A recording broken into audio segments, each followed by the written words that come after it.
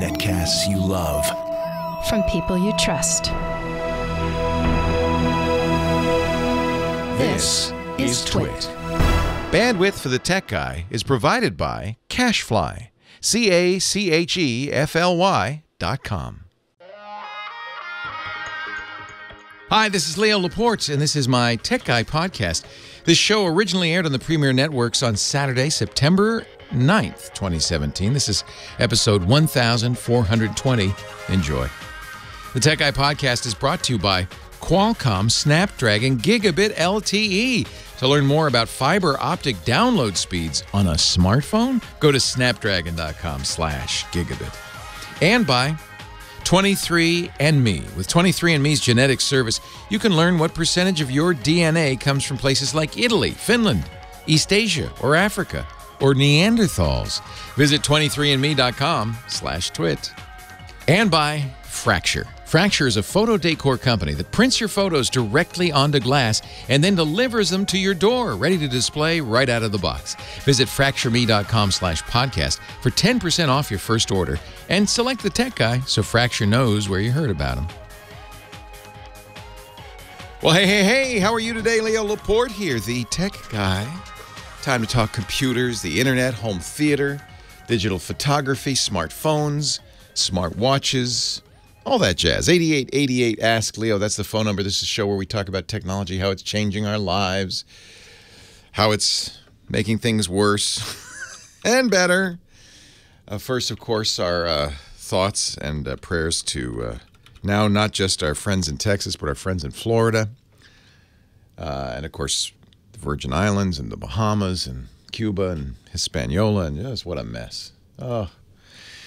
Talk about messes, I know you've all been following the news from Equifax. Nice company. This is, there are four if you include, there's a little one, credit reporting agencies. As you probably know, if you apply for credit, buy a house, buy a car, get a credit card, the company that you're applying to will then, they'll ask you for your social and your name and birthday, usually. That's all they really need. And then they'll run a credit check. The credit check goes to one of these three big credit agencies: Experian, TransUnion, and Equifax. Equifax, probably the biggest of the three, but they've been, without your permission, maybe even without your knowledge, all along collecting information about you. Everything possible to know about you. We talk a lot about privacy here. This is when you don't have any choice. If you want to live in this world and you want to have a credit card, you want to buy a car on time, you're going to need, to participate in this. But you don't have to do anything. Here's the good news. Every time you buy something, every time you buy a house, every time you rent a place, every time you do anything economic, it gets recorded by these agencies. And they keep track of it, and they will report it to people, and they create a score, a FICO score for you, which is a credit score ranging from 0 to, I think, 800 or 850, maybe 900. I've never seen a 900, but I bet that's probably the theoretical limit. And that score determines your, your credit worthiness, and in many respects, your ability to participate in the world. The important thing about this is you didn't agree to it. I mean, I guess we did technically, because it's probably buried down there in the fine print of every contract we signed. But you didn't, most of us don't explicitly say, yeah, I want you to store all my credit information. But these companies have a very high duty to protect that information, because if you have that information, all you really need is a name, birth date, and social security number. You can apply for a credit card. You can apply for credit. A bad guy can do that. That's called identity theft. And it's, with that information, it's a trivial thing to do. It happens, and it's very difficult to fix.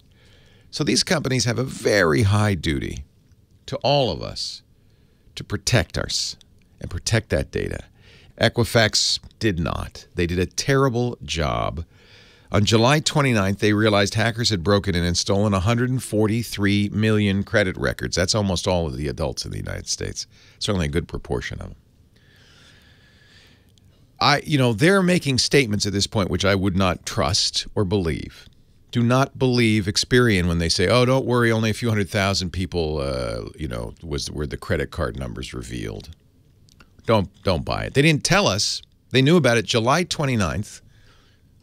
A week or two later, 3 of their executives sold their stock for millions of dollars, including their chief financial officer. Experian has, again, I think, lied to us. It's my guess. Saying, "Oh, they didn't know. Your chief financial officer didn't know." Really? So I'm sure they'll be investigated for insider trading. They didn't notify us for 5 weeks. And the way you're supposed to find out now is to go to a website run by Experian, poorly run, I might add, by Experian. There is, of course, security people looked immediately at the website and found things like the guy's name, the login name in the publicly visible JavaScript code. It was down, it was up. It doesn't seem to do anything. You're supposed to give it the last 6 digits of your social and your last name, and it will tell you if you were affected, if your data was compromised. Don't. Please don't. Not that it's a phishing site. It's really from Experian, but don't give Experian any more information. A number of security researchers, including Bruce Schneier, tried a random name and last 6 random digits and still got the same result on that site, so it's meaningless. It has nothing to do with anything. And worst of all, it's a come-on to sign up for a credit reporting, credit check service that will be free for the first year. What do you bet? Day 366, it's not free anymore. Experian will likely profit from this. Shocking. So what should you do? Well, I think step 1 is to assume you've been compromised. You can't trust what Experian's telling people. Watch, in the days to come, the number will expand. It always does. Every time we see these breaches, the number expands. I don't think they were straight with us in the beginning. They hit it for 5 weeks. That could have been a critical 5 weeks. Those are 5 weeks those hackers had free reign. They're not really being very forthcoming. And the offer that they're making to people is ridiculous. So don't deal with Experian, period. Here's what you should do. You have two options, and unfortunately, they're not good options for people who are looking to get credit right now. If you're in the process of buying a house or a car or renting an apartment or getting a credit card, these aren't probably very good choices, but they are my recommendation. You have 2 things you can do. You could put a fraud alert on your credit reporting, on the 3 credit reporting agencies. You put one, I understand, and you should try this to make sure, but I understand if you put it on one, they'll tell the others. You know what? Put it on all 3. The fraud alert means they have to contact you if somebody applies for credit in your name. That's very good. Unfortunately, these companies hate it because the way they make money is by giving your information to companies, by producing credit reports. But all those free credit card offers you get in the mail, that's money in the bank for Experian and TransUnion and Equifax. So my suggestion is not not to give Equifax any more money. Have I been saying Experian? I meant Equifax. I hope I've been saying Equifax. I get confused. Equifax. Don't give any more information to Equifax. If you can, put a fraud alert on all 3 accounts. There's one further step you could take that does cost money, not a huge amount of money, but you can also do a credit freeze. A credit freeze is even more extreme. But in both cases, these companies don't like this. They'd hate it because they're not going to make any more money on you, and you're a pain. So a fraud alert would be my strongest suggestion. Do that. But every 60 to 90 days, you have to renew it. So keep an eye on that. There's another, you can do a credit freeze. That costs $20, $30. You want to keep an eye on that. And remember, in both cases, you won't be able to get credit unless you lift them, at least temporarily. Credit freeze, you're given a PIN number, and you can give somebody access to your credit. This will stop the bad guys cold. I mean, Well, not completely. Because they may have your credit card number too. Yes, credit card numbers were also leaked in this breach. So that means you need to monitor your credit report. You can get one free every year. And you may want to subscribe to a credit monitoring service. First, check with your financial institutions. Many credit cards, banks offer these for free or a value-added service. Check with them. There are companies that do this. I use LifeLock. They'll ping you if they see any of your personal information used or shown by bad guys in a database. Pick one of those. I wouldn't do all of them because you don't want to be overwhelmed by alerts. But pick one of those and keep an eye on things.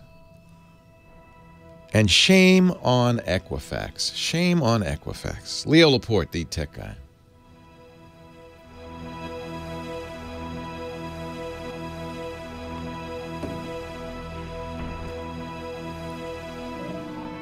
Right. It's a pain in the butt. You have to remember you have it. And if you, if you want to get credit, you have to lift it.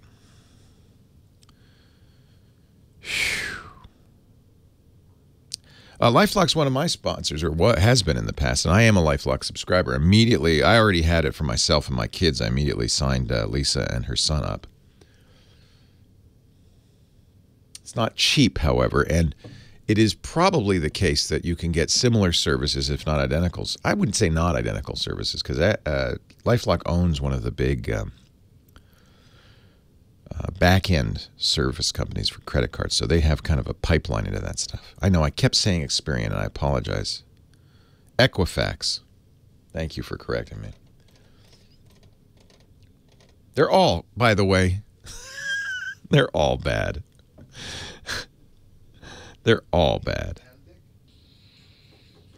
Leo Laporte, the tech guy, please, my apologies to Experian. I didn't mean to lump them in. It's Equifax, of course, that had the big data breach, and I just confused them. Although, in my opinion, all three companies, Experian, Equifax, and TransUnion, have a lot to be sorry for. Equifax is the one that had the breach.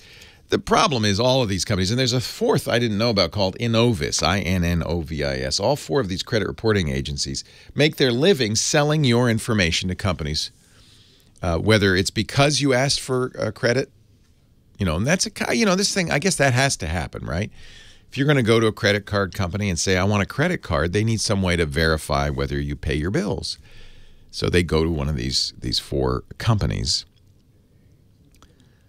So I guess that has to happen. But they also make a lot of money selling your information to companies who want to offer you credit cards. If you get free credit card offers in the mail, you can thank Equifax, Experian, TransUnion, and Innovis. That's what they do.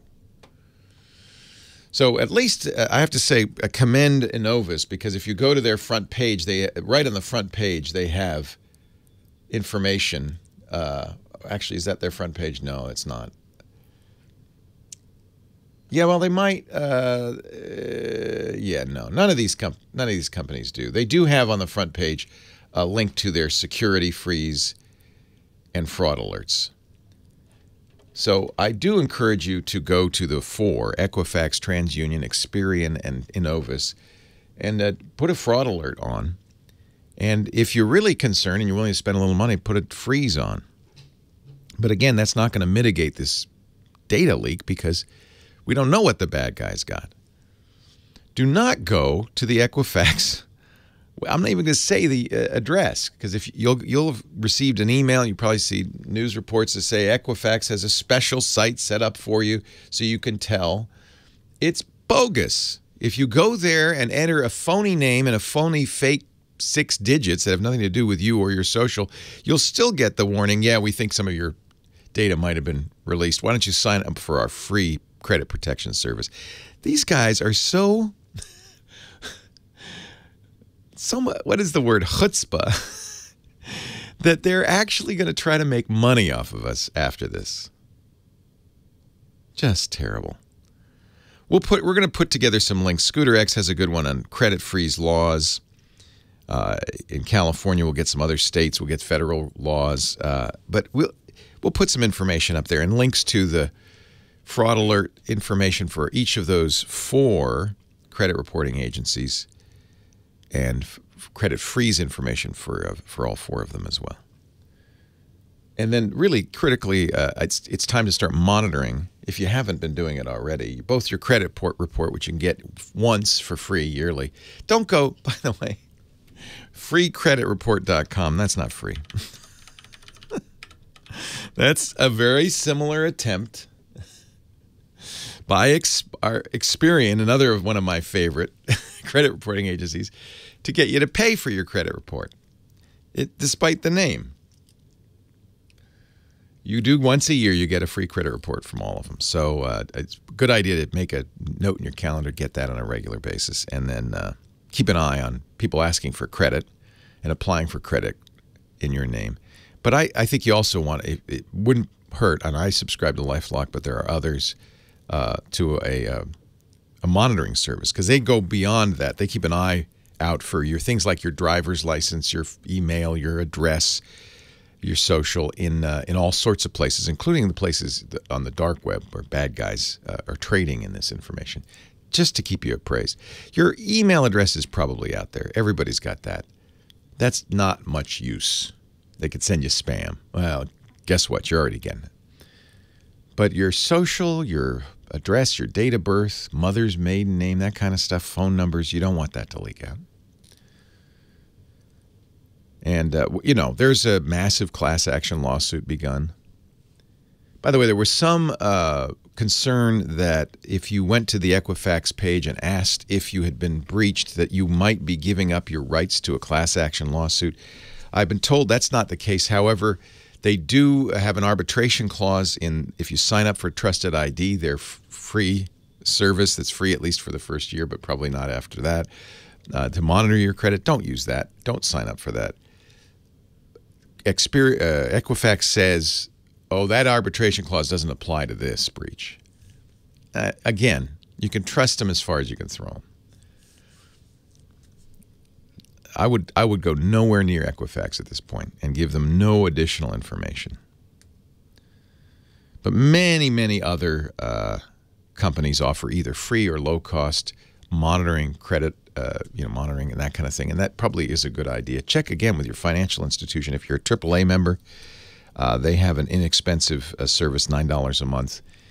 My bank, USAA, offers a free service.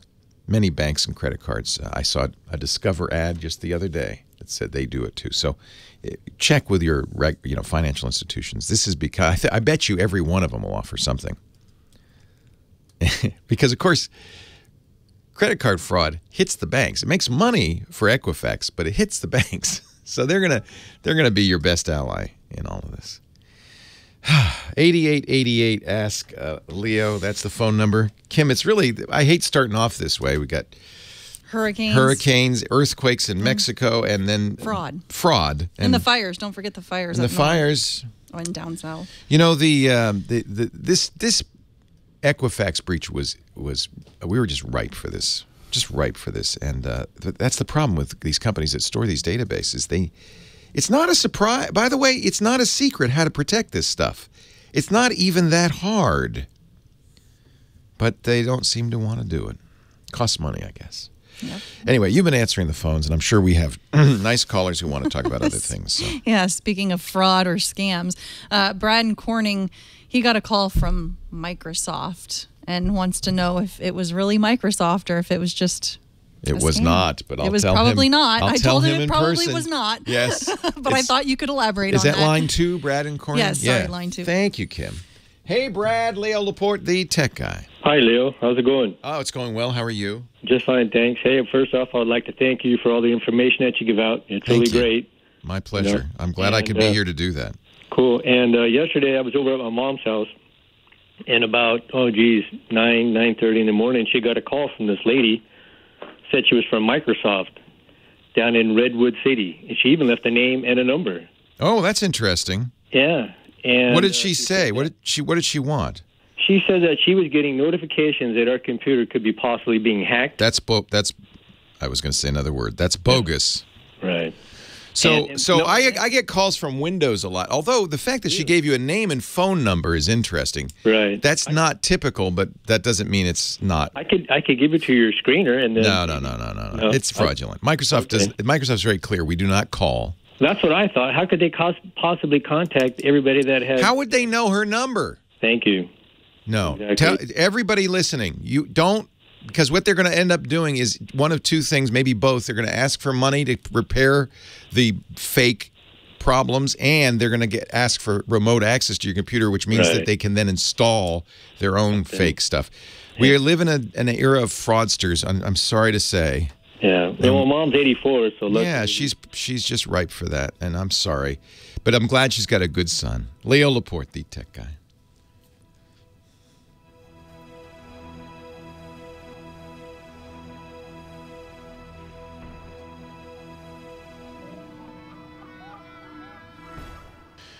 We're waiting to talk to Scott Wilkinson. Scott is at the big CEDIA show, which is the home theater installation show, but it's going to be more than that this year. It's going to also feature a lot of Internet of Things devices, speech-activated thingamajiggies, and Scott will join us if we can get a hold of him on the phone. We may not have him, but I will take calls anyway, and then if we get Scott, we'll put him on the air.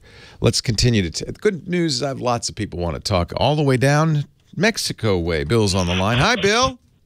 Hello. Where are you, Bill? We're in Mexico. Querétaro, Mexico. All right. I hope you're okay.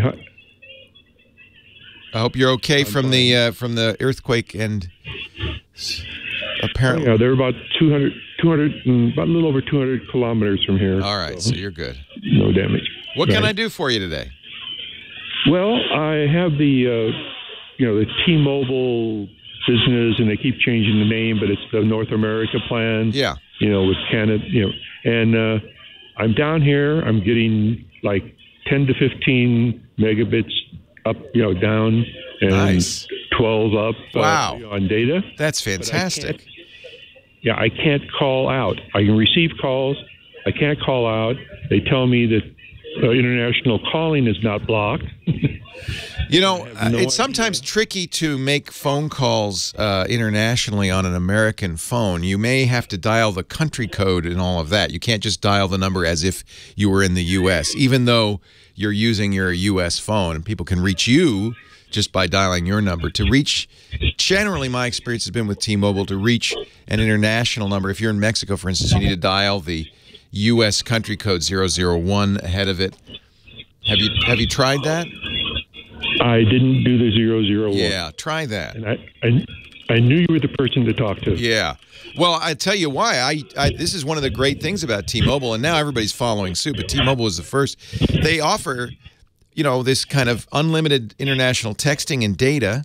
And look at the speed you're getting. You do pay for calls. I think it's $2 a minute, but it's still a lot less than it would cost if you didn't have an international plan. So yeah, try that.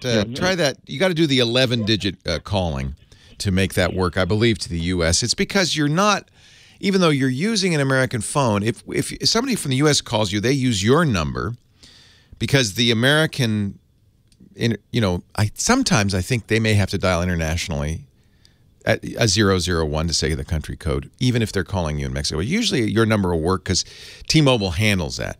But remember, you're not on T-Mobile right now. You're on a Mexican carrier, and so they don't understand unless you give them the 001. Enjoy your time in Mexico. I'm glad you're far enough from the quake not to have to worry about tsunamis and things like that. And Scooter X, who is always amazing in our chat room, he's one of our many great chat mods, tells us how to make an international call, we'll put the link from T-Mobile in the show notes. Actually, that's not exactly what we're doing. That's we're making a call. You may actually have to dial plus too. I don't know if that's the case. You might have to do plus 001 or plus 1. Try it either way. Try it either way. It just depends. It's one of those, it just depends what the local network is expecting. Andy in North Chesterfield, Virginia. Hi, Andy. Hello, Leo. It's a pleasure. It's a pleasure to talk to you. I'm feeling so bad for my brother down in Naples, Florida right now, and his extended family, but I know that the whole country is pulling for them. Absolutely. Has he? Have you been in touch with him since hurricane hit? No. I haven't been able to reach them, but they have other fish to fry right now. Yeah, they do, don't they? And I hope they're battening down the hatches and they've either gone to safety or protected themselves somehow. Thanks very much, Leo. Yeah. Leo, I wanted to ask you what your closet at home looks like, but I haven't. Actually, a closet's not big enough. So basically, I have what's called, and I'm putting this in air quotes, a home office.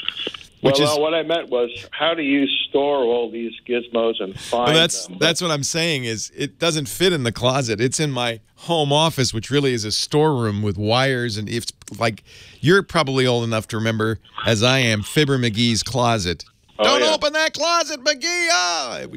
It's like a Fibber McGee's closet. Leo, maybe a photo someday.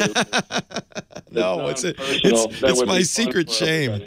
I have a friend who, for many years, was one of the most both revered and reviled computer columnists. He had the power of life or death, which meant that every company sent him copies of their hardware and software. He ended up having to rent a room above a gas station. Yeah. And I remember John C. Dvorak, I remember asking him, hey, I need a modem. Do you have any modems? He said, yeah, come over to the gas station. And it reminded me a little bit of it. Remember at the end of Raiders of the Lost Ark when they take the Ark and they put it in the U.S. warehouse. It was a little bit like that. Well, I'm sure your storeroom looks like that. It's not that bad because I try to get rid of stuff as best I can. My wife makes it. Leo, a technical question. Yes, I don't want to hang you up too long. I have Windows 10, and in the latest update, now when I go to open Word or several other programs, I get a message that says, open file security warning. Do you want to open this file? Wow, you shouldn't be seeing that. No, and there's no way to say, check here and get rid of this message. Well, it says okay or cancel, right? It says open or cancel. Yeah, but there's no way to say, I don't want to see that anymore. That's right, and this is particularly frustrating since it's Microsoft Word that I'm trying to open on Windows 10. And how are you opening it? Are you opening it from the Start menu? Well, no, actually, that's a good question. I made a shortcut, and that's on my desktop. Does it do the same thing if you go to the Start menu and open it? Oh, I'm embarrassed to say I haven't tried it. So my guess is it's that file, it's that shortcut that's worrying Windows. You know, these days they've got to be extra careful about people opening dangerous stuff, and I suspect that's what the issue is. Here's what I would suggest. Faster than a shortcut, faster than a speeding bullet. It's something I surprised people don't know, but it's probably the most important Windows tip ever. If you know that Windows key on the bottom row there next to the Control and the Alt that it's got the Windows logo on it? Yep, I see it there. If you hit that and you type W-O-R, by the time you've typed W, but certainly by the time you type W-O-R, the Start menu will pop up with Microsoft Word highlighted. And then you hit Return. Yes. And then you hit Return. And that is by far the fastest way to launch any program. You can even do it with documents. It's a very quick way, and for me, it eliminates the need to create icons on the desktop. I understand your desire to do so. How did you create the icon? I just went into, what do we call it these days, Windows Explorer. Yeah, and you right-clicked on the word. Right-clicked and made a shortcut, just like we've been doing for hundreds of years. Yeah, but Windows is so complicated. Who knows if that thing that looked like it was Word.exe is really the thing that launches Word.exe, that kind of thing. It's my guess, and try this. Try launching Word from the Start menu. Just hit Windows key, W-O-R-D. See if it launches without that error message. If it does, then it's something about the icon that is malformed. And if you Google it, you can find ways to make these desktop icons safely. Leo Laporte, the tech guy.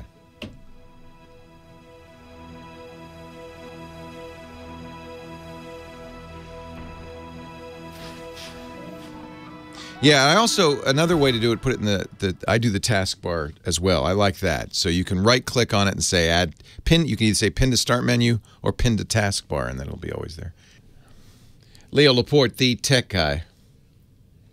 8888 asks, Leo, I want to tip a hat to somebody that some of you will know, certainly a guy I really revere and admire, who passed away yesterday at the age of 84. His name is Jerry Pournelle. And if you go back away in the days of the earliest days of personal computing, Jerry was at Byte Magazine, the author of a column called Chaos Manor that was in many ways the inspiration for me and what I do, and really a whole generation of tech journalists. The thing that was new and different about Jerry's column, Chaos Manor, is he wrote about using technology. It was computers back then pretty much exclusively. He wrote about using computers from the user's point of view, and that really was kind of new. He talked about what it was like to set up a computer, his problems with, in the early days, CP/M and DOS and Electric Pencil and WordPerfect, the old programs. He talked about, he named his computers. I remember Ezekiel, his Z80 computer. And he wrote about him in a folksy, friendly, but informed way that I think for a whole generation of us excited us about computing and made us feel like we knew Jerry and what it was like to be Jerry, and he was one of us. He, of course, was better known in the outside world as a great science fiction author. He wrote with Larry Niven some of the most important science fiction novels of our time, including Lucifer's Hammer, some really Mote in God's Eye, some really inspiring science fiction, which is today still considered classic and well worth reading if you haven't read any of Jerry's works with Larry Niven. And then in his later days, he appeared many times on our shows, on my TWIT podcast, This Week in Tech Roundtable podcast. I have 2 interviews I did with Jerry on our interview show, Triangulation. They're both available at twit.tv, my podcast website. A great guy, a great writer, a great friend, and an inspiration for all of us who cover technology. And he will certainly be missed.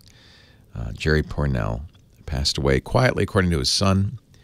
Alex posted on his website, Chaos Manor, that he went to Dragon Con, had a great time, the big science fiction convention, and passed away painlessly and quietly. So, a great guy. And if you do know the name and you remember him, maybe tip of the hat to Jerry Pournelle, who is probably building PCs in the sky.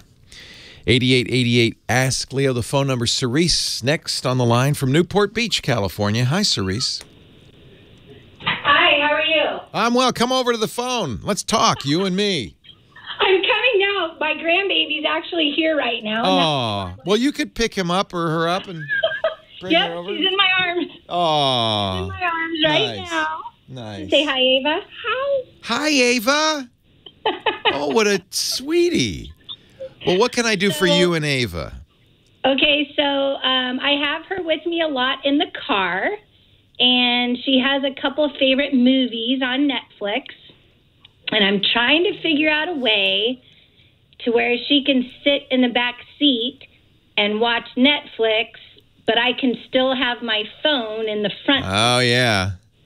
Wouldn't that be nice? That's why you see so many kids these days with tablets in their hands. Okay. And Ava, how old is Ava? She's just 1.5. She will learn in the next 6 months. I've seen it happen, and that always blows me away. How to start the tablet, open Netflix, and go to Phineas and Ferb, just like that. She will, and it's amazing. So the best tablet for somebody like her, let me make sure Amazon's still doing this. For a while, Amazon offered a Fire tablet for kids that they guaranteed against damage. Oh, wow. And it was inexpensive. You can get it for $99. It's in a beautiful blue. I think you can also get pink, depending on how much you want to match genders. Case. Okay. They also have yellow if you don't know what what sex the baby's going to be. But what they do is they give it a 2-year guarantee against anything the kid could do with it. So the risk, of course, of giving a kid a tablet is that they'll throw it or break it. It comes in a very strong hard rubber case, and Netflix is on it. She can watch her favorite shows on it. Now, the issue is going to be, of course, you can't stream in the car. So you're going to have to figure out how to get shows on there. The good news is Netflix now offers downloads of some of its content. Okay. So if you have a Netflix account, you can go on and download it. It also has, and you'll be glad of this, and her parents will be too, very good parental controls. It has a kid-safe browser. So as she gets older, she'll be able to use it more and more as a device. But I'm telling you, even a 2-year-old, they say kids age 3 to 12, but it does have 15,000 books, movies, TV shows, educational apps, and games. It includes a year of Amazon free time, which is their kid. It's a really good thing, and it's $90. Perfect. Yeah, so I know that's still an expense you hadn't planned on, but she'll love it, and it'll be her tablet, which she'll really like. Okay, perfect. Thank you so much. You're very welcome. Nice to talk to you both. Hear her in the Ava's all excited. Baby's first tablet. Oh, boy. Say goodbye, Ava. Say bye-bye. Hi. Hi. Bye, Ava, sweetie. Bye-bye. Thank you so much for your help. My pleasure, Cerise. Anytime. Yeah, that's really sweet. And I think, give it to them now before they're old enough to say, no, I want an iPad. Just nip that in the bud right now. I want an iPad. Dr. Morbius in our chat room says, my first tablet was made of stone. It had the 10 Commandments carved into it. If you search Amazon for Fire tablets, it's called the Kids Edition. It's 7 inches, which is a great size, actually, for kids. They do have a little bit more expensive $130 HD version, which is a little bit higher quality. It's up to you. I don't think a 2-year-old's going to notice the difference. Richard, Lancaster, PA is next. Hi, Richard. Leo Laporte, the tech guy. Hi, Leo. I'm disabled, and I had wanted to make a couple of dollars on the side. Is there anything I can do, like programming or something that would get me off the ground? Yeah, if you're interested in that, there are so many good places you can go for free and learn how to code, and there is absolutely demand for coders. I would say consider this if it's something you like, something you're interested in, because you're not going to do as well at something that you just do because you need to. But if it's something that you're interested in, there's many places you can go. CODE.org is a great place to start. My daughter is taking courses there. They have free and paid courses from a company called Udacity that was started by former Googler Sebastian Thrun, UDACITY.com. There are many places you could go if you want to learn how to code. Coding is, at the very least, it's a wonderful exercise for the brain, and it's a fun hobby. There's nothing more satisfying than writing something and seeing it run on a tablet or a phone or a desktop. So I do encourage you to give it a try. You don't have to be a mathematic wizard. Pretty much, I would say anybody can learn to code. But the nice thing is these days, not only is there a lot of high demand for coders, you can do it right out of your house, but there's many resources for learning. I'd start at code.org, CODE.org. Leo Laporte, the tech guy. Let's take a break for news. There's lots of it, and we'll have more of your calls right after this. Stay tuned.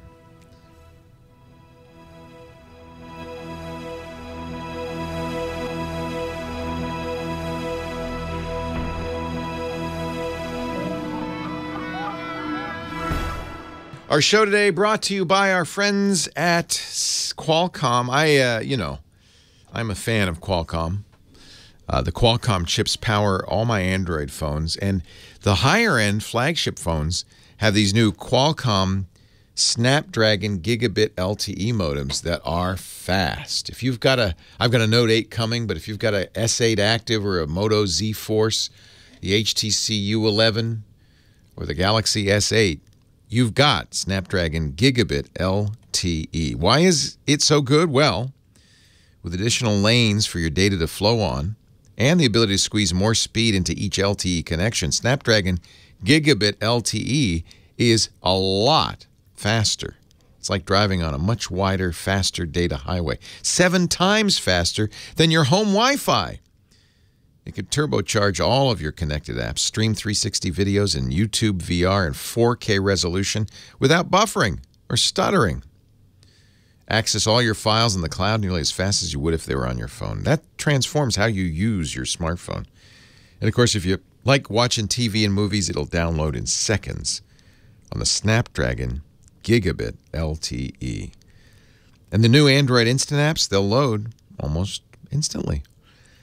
Make the most of your unlimited data plan to learn more about faster network connections. And by the way, it even works better in the challenging, crowded downtown areas. You want it, snapdragon.com/gigabit. Carrier aggregation, 4x4 MIMO, 256 QAM, LTEU/LAAA. Those are the acronyms. Find out why that means one thing: fast. Snapdragon.com/gigabit. And we thank Qualcomm for making the amazing Snapdragon processors and Snapdragon radios and for powering the latest flagship devices and supporting the Tech Guy podcast. Snapdragon.com/gigabit. Well, hey, how are you today? Leo Laporte here, the Tech Guy, talking about the computers, the internet, the home theater thing, the digital photography thing, the smartphones, the smartwatches, talking about the drones, all that jazz. 8888 Ask Leo. 888-827-5536. That's the phone number. The website is, and it's important to remember this because if you're listening and you're driving, you don't have to get a pen out or tell your significant other, write that down. Just, chill, man, chill. Because it's all written down for you already at techguylabs.com. Now, I can't pretend that I prepare or anything. It's not like I make copious notes before every show. No. I barely know what I'm going to talk about.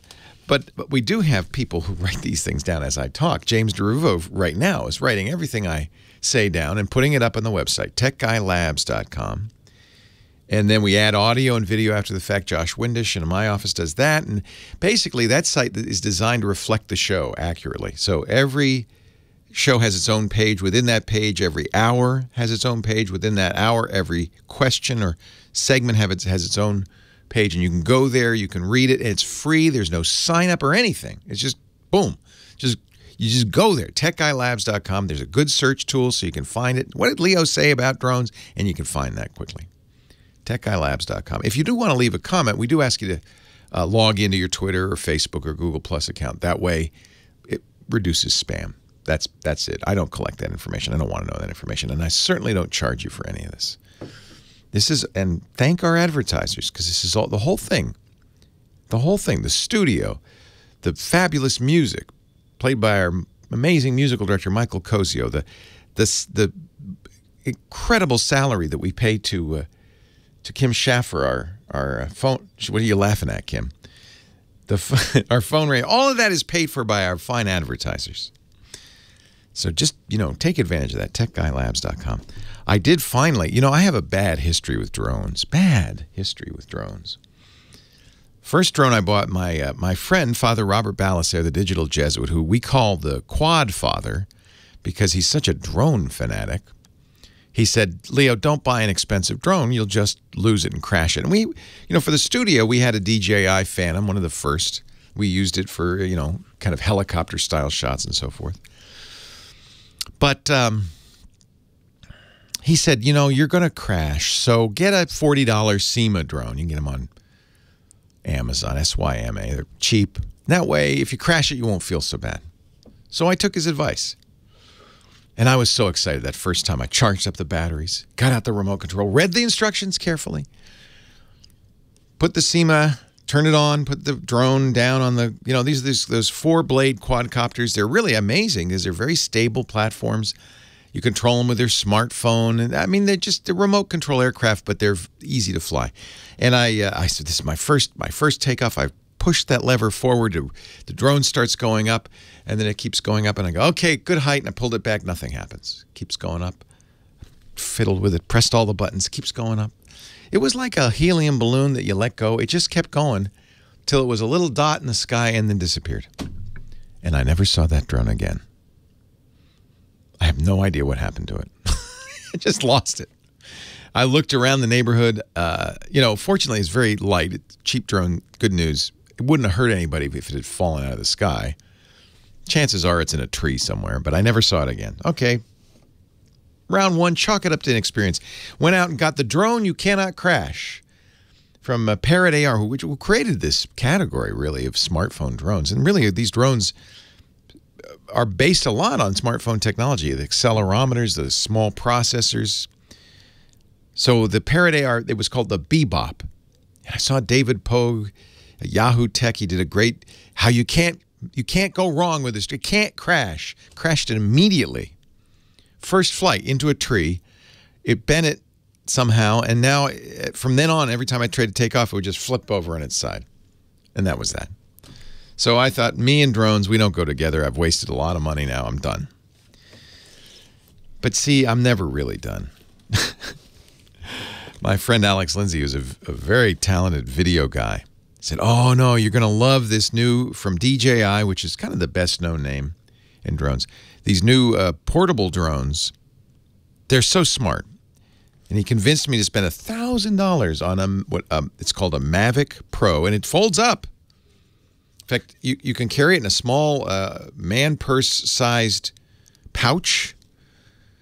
It unfolds. Now, of course, even though it may not legally be required, there seems to be some question about that because of court cases. But I went to the FAA site, read all the rules, registered the drone, put the FAA number on the drone and everything. I want to be good.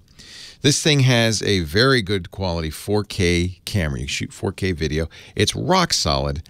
I'm not going to say you can't crash it. You can. I can crash anything. I haven't crashed it yet, though. Been flying it all week. I'm just blown away by the quality of the video I'm getting from this thing. And the fact that I can fold it up like this, that is pretty cool. So it's the Mavic, M-A-V-I-C Pro from DJI. They make a couple of foldable drones, but this one's one of the more expensive. One thing I will note is the technology. This is the 5th generation of drones at this point. The technology has come a long way. This thing will follow you. If you put it in, there's a number of follow modes where it will continually point at you, recognizes you point at somebody on the skateboard, you point it, you touch the screen because it attaches to your iPhone or your Android phone, and you touch the screen and say, follow that, and then as you move the drone around, the camera follows that person, which just really makes for amazing, movie quality shots. It also has a tracking mode where if you're a skier or a bicycler, you can have it follow you just above your head behind you as you bicycle, and it will just automatically follow you, things like that. Gorgeous video. So I wanted to put a plug in because finally I found a drone so far. Now, next week, ask me again. I can't crash so far.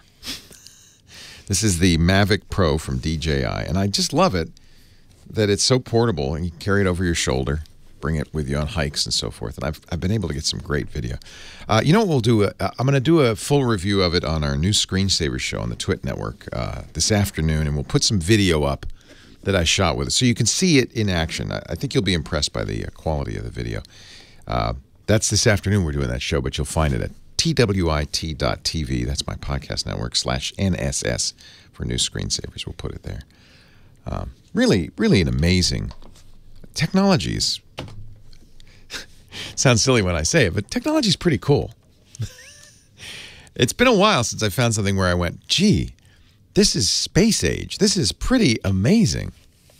May happen in a couple of days. Day after tomorrow, Tuesday, the 12th, Apple will be revealing its new iPhone. 10th anniversary iPhone. For that reason alone, Apple and everybody is expecting Apple's going to do something pretty special. Been lots of rumors, and of course, as you get closer to the phone shipping, the rumors get more accurate because, well, they're making them. So they leak out of China and so forth. OLED screen fills almost the full screen. No Touch ID, no fingerprint. They couldn't get that working in time. But apparently, Face ID that recognizes your face almost anywhere you're positioned, so it's very quick and easy. I'm not sure, and we'll talk about it when the phone comes out and we know what the actual features are. I'm not sure I would trust Face ID. Samsung put it in its Galaxy S8, and it was cracked almost immediately by the Chaos Computer Club out of Berlin. Somebody could take a picture of you and unlock your phone. You probably want to use a passcode and not Face ID. On the other hand, the convenience, man. New cameras, sure. Faster chip, probably. But we'll find out on Tuesday. Maybe that'll be another device where I go, wow, we really are living in the future. And maybe not. 8888 Ask Leo. All right, I know where my future lies with your phone calls. Next, Leo Laporte, the tech guy.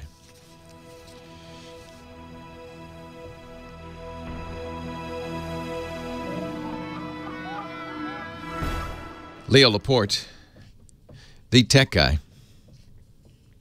8888 Ask Leo, the phone number.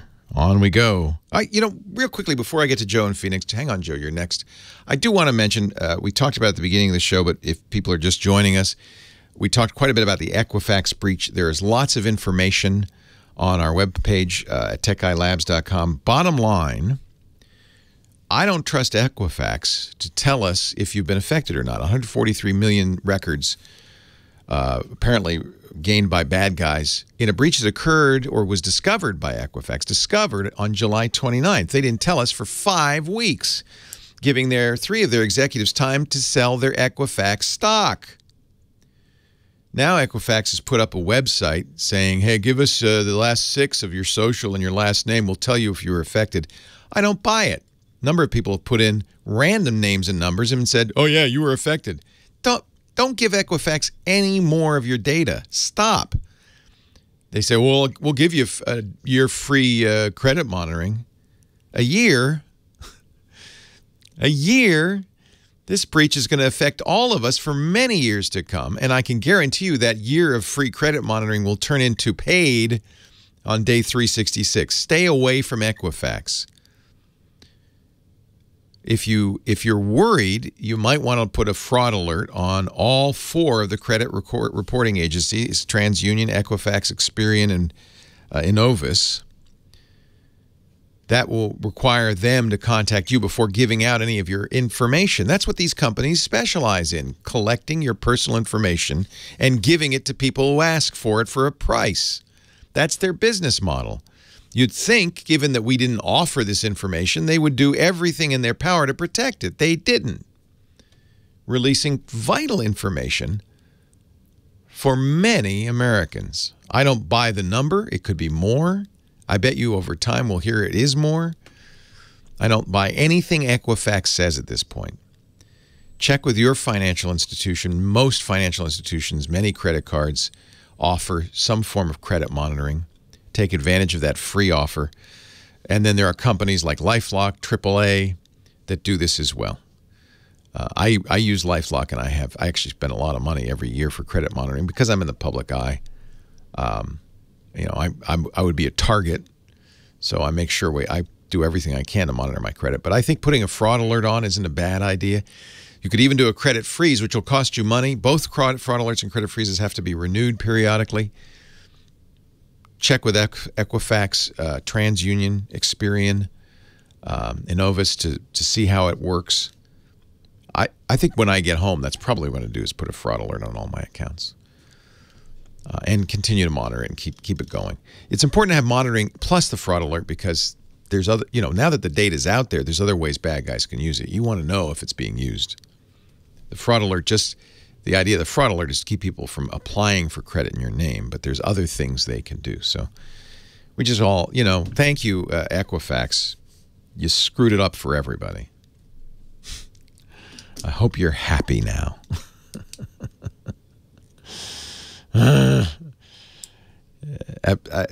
In some cases, I guess a credit freeze does not have to be renewed. It will cost you money to put it on there, and it can be inconvenient because if you do want to apply for credit, you have to use a PIN or somehow notify the agencies. It's okay to release the information to this guy. I think that sounds like a good idea. By the way, they don't want you to do this because this is how they make money, is giving your information to other people. So they don't want you to freeze your your data, because then they can't make any money off of you. Freeze it. Let's put them out of business. They deserve it. Now, sorry, got on my high horse. Joe, Phoenix, Arizona. Leo Laporte, the tech guy. Hi, Joe. Good afternoon. I have a question I did not have before I called you. Okay. How do you spell Dr. Jason Fong's last name? Oh, yeah, we were talking in the break about F-U-N-G, Jason Fong. He is the guru of fasting. But I don't want to recommend it on the radio to a general audience because I'm not a doctor and you shouldn't listen to me for diet advice. Sure He is. He's a nephrologist working out of Toronto. And if you Google Jason Fong, you'll find his books and his blog and his YouTube videos. And I think they're very good, personally. I appreciate that. Thank you. My pleasure. My question, I'm 76 years old. I do not understand computers. I've got to buy a new computer. What would be probably the simplest, I don't know. I'm so glad you're asking, because I think people just kind of go into default mode because it's challenging, it's complicated, and it's very expensive, and they go, well, they use PCs at work, I'm going to get a Windows machine, or oh, my grandson says Macs are great, so I'm going to get a Mac. In most cases, we don't need to buy general purpose computers anymore. General purpose computers like PCs and Macs can do anything. But that means that they are security nightmares because they can do anything. So I generally tell people what you want to do is surf the web, do your online banking, send and receive email, that kind of thing, right? Watch movies. That's probably more than I will do. Yeah. Yeah. So for most people, either a tablet or a Chromebook are the solutions I recommend. Much less expensive than a general purpose PC. Almost fully secure. I mean, if you're banking on a Chromebook, I feel safe, absolutely safe to do that. So Chromebooks come from Google. They made a very stripped down version of an operating system that is locked down completely. It is beautifully done. They range in price from $250 to $500. They're laptops. They also make desktops if you want. You can get a Chrome box, which will hook up to any keyboard, mouse, and monitor and become a full-size desktop. They're basically just a Chrome browser, but that's for most people, that's all they do. If you're doing Facebook and email and watching movies and all that stuff, Chromebooks are perfect. Now, would they be found like at Best Buy? Absolutely. In fact, I would go to Best Buy and just look at them. Okay. Just do some research. You can certainly buy them on Amazon. They're all over the place. It's one of the best-selling categories now of PCs, and I think rightly so. Unless you know that you need to design rocket ships. Well, I was going to do that. But I can't. I'm just really. I know. I gave up on that a few years ago. So I got a brochure the other day. It's called Wow. It says a simple to use. Yeah, I've tried the Wow. It's for seniors. It's okay. Their heart's in the right place, but they're basically, it's a Linux computer. I think a Chromebook is a better choice for most people. Well, then I'll go buy one now then. The other thing to look at while you're out there is an iPad. A little more expensive. Doesn't have a keyboard, but you can get a keyboard that works with it. And, of course, you have to buy apps from the Apple iPad store. But for most people, an iPad, my mom lives on her iPad. For many people, that's all you need. Both iPads and Chromebooks are very secure.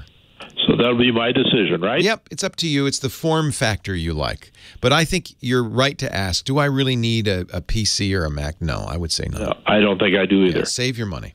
I appreciate your wisdom. Thank you, sir. My pleasure. I'm glad you called. It's a great question.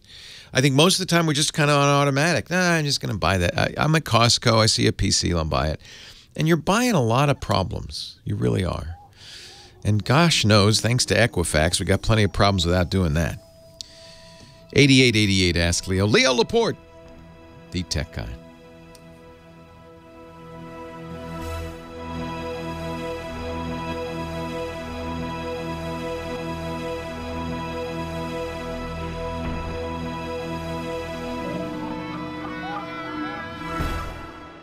He is everywhere. Johnny Jett, he's joining us now from an undisclosed location in Arlington, Texas.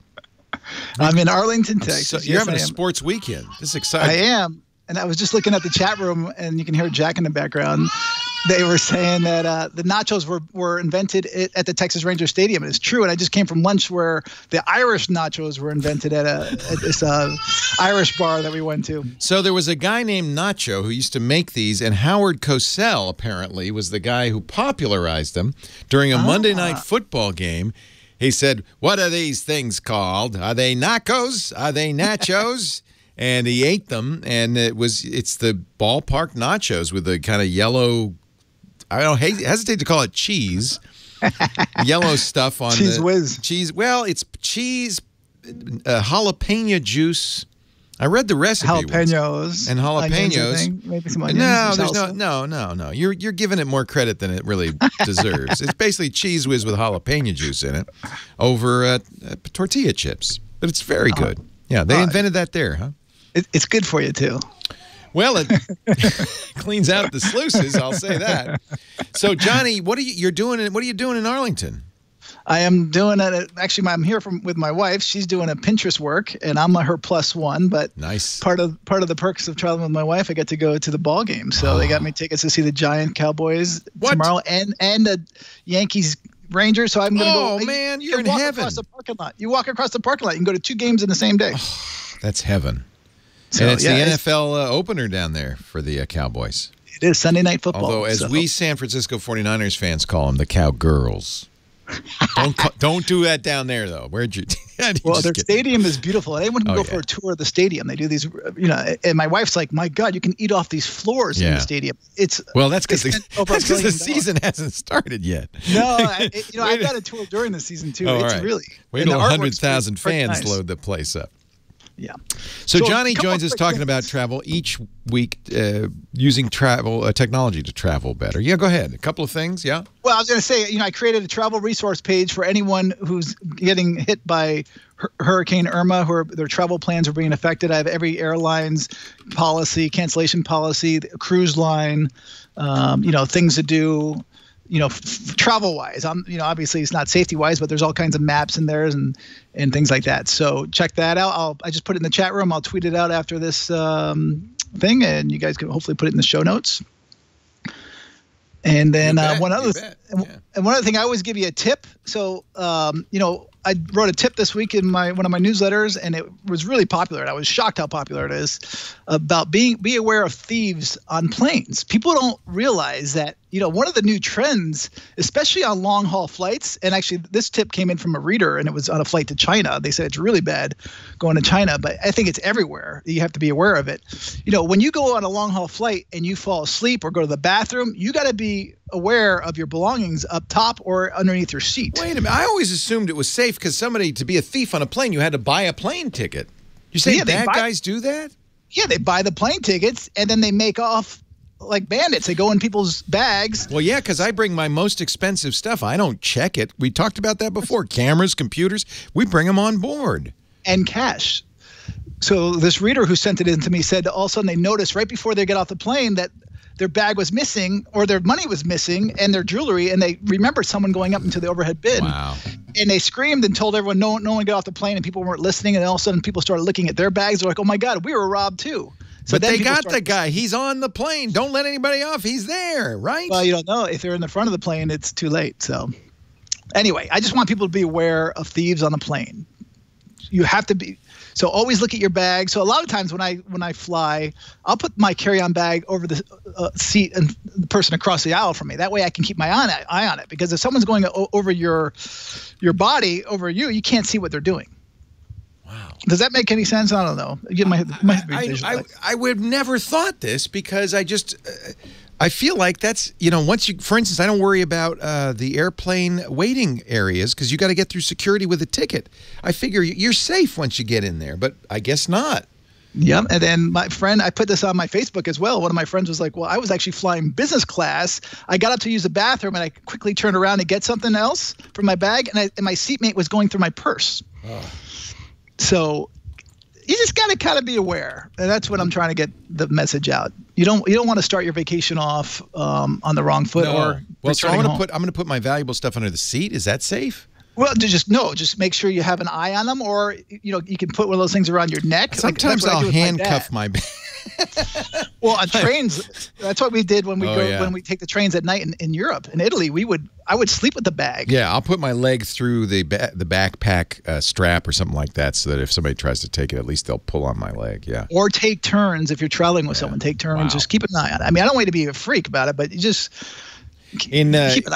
Well worth reading in this month's Wired magazine. Andy Greenberg wrote an amazing story called "The Hotel Room Hacker" about Aaron Cashat, who figured out how to make a small device that would fit in a eyeglasses case that would unlock almost any electronic hotel room door. And for years, I mean, another place you feel safe, right? He was going into hotel rooms. It took him 30 seconds or less to unlock the door, walk in.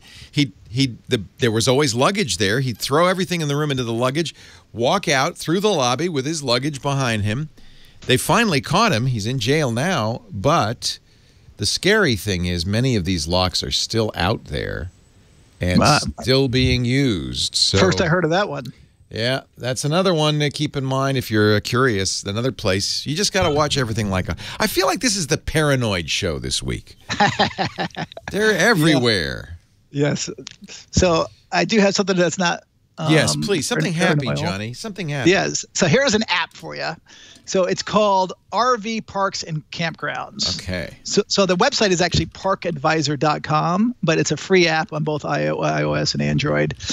And so this was developed to help find great RV parks in North America, USA, Canada, and Mexico. And they have over 40,000. So, if you ever go camping or just want to check out parks, it's a really good resource to know. You can zoom in on the map and you can find even, gas stations or rest areas or stores, whatever you're looking for. Nice. So I don't think you're a big camper, and I'm not either. Well, as I get older, I'm thinking of retiring, and it's either a boat or an RV. I don't know which.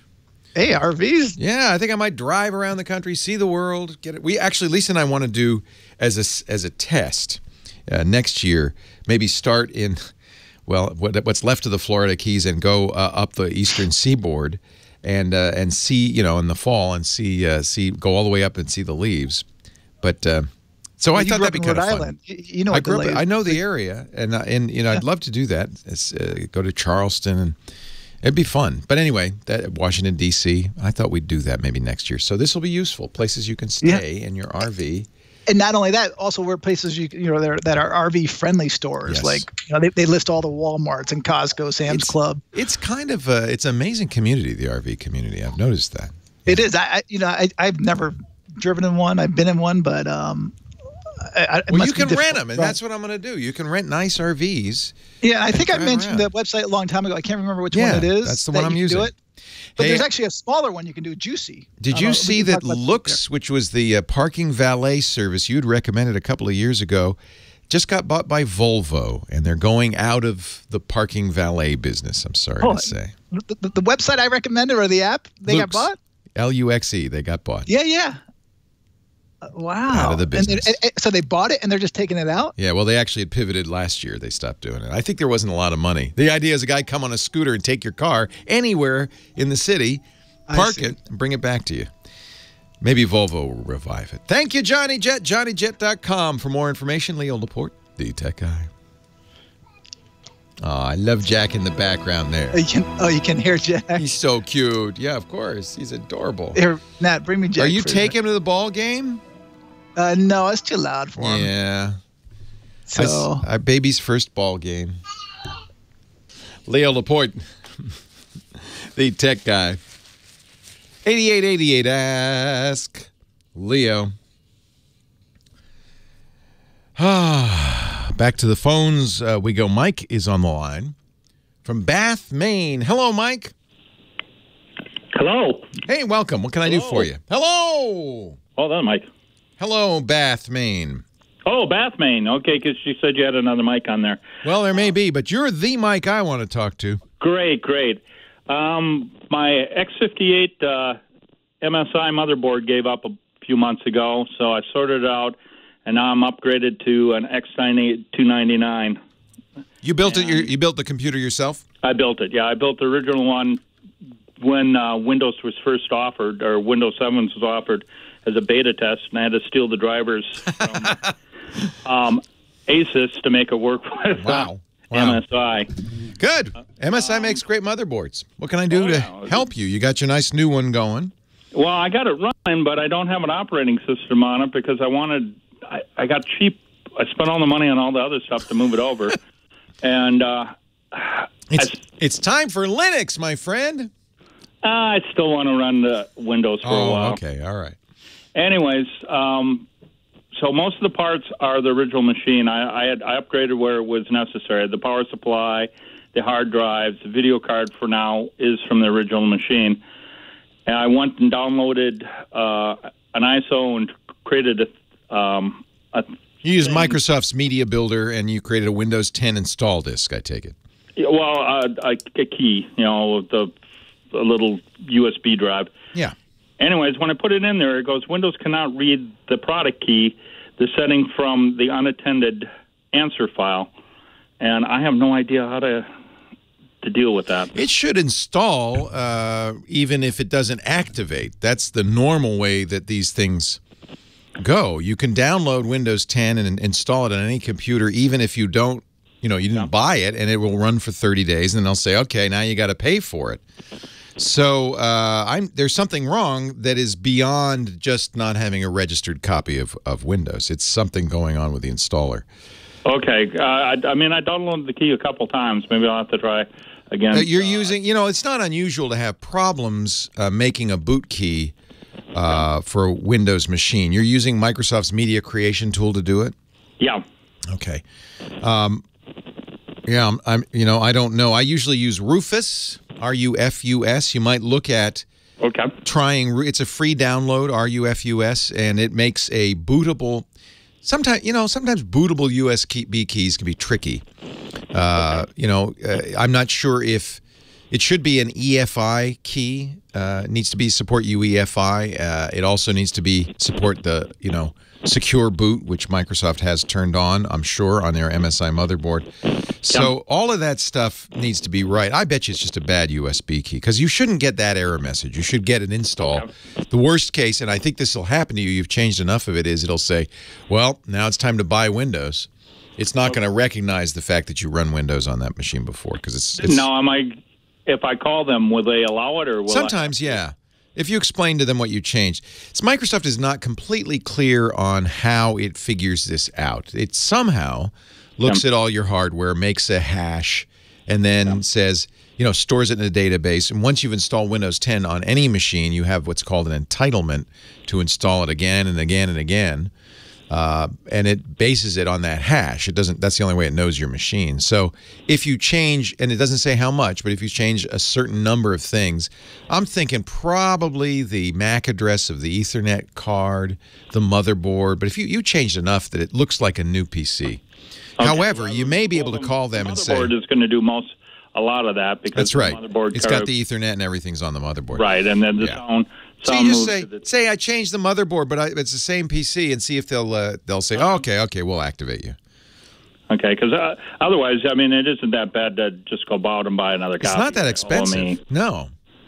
And once you've done it on that machine, then you can wipe the drive and reinstall. You don't need to remember a key or anything. It just knows. Yeah, so I may go that route. Another thing I noticed is when I was putting it together, it said to put the memory into two different slots, and then when I powered it up, it said, "Oh, don't put it there, move it here." I've never seen that before. Yeah, memory has sometimes, because they interleave memory. They sometimes have to be in specific slots, et cetera, et cetera. This is all voodoo. This is why I tell people, don't build a machine unless you decide you really want to learn about all this stuff. Yeah, no, this is different than usual, because I picked the slots that it said use A1 and C1. That's for interleaving, yeah. Right, and then when I put it in there, it said, "Oh no, move it over to here." Yeah, they maybe have changed how they, that's MSIs might have changed how they spec it.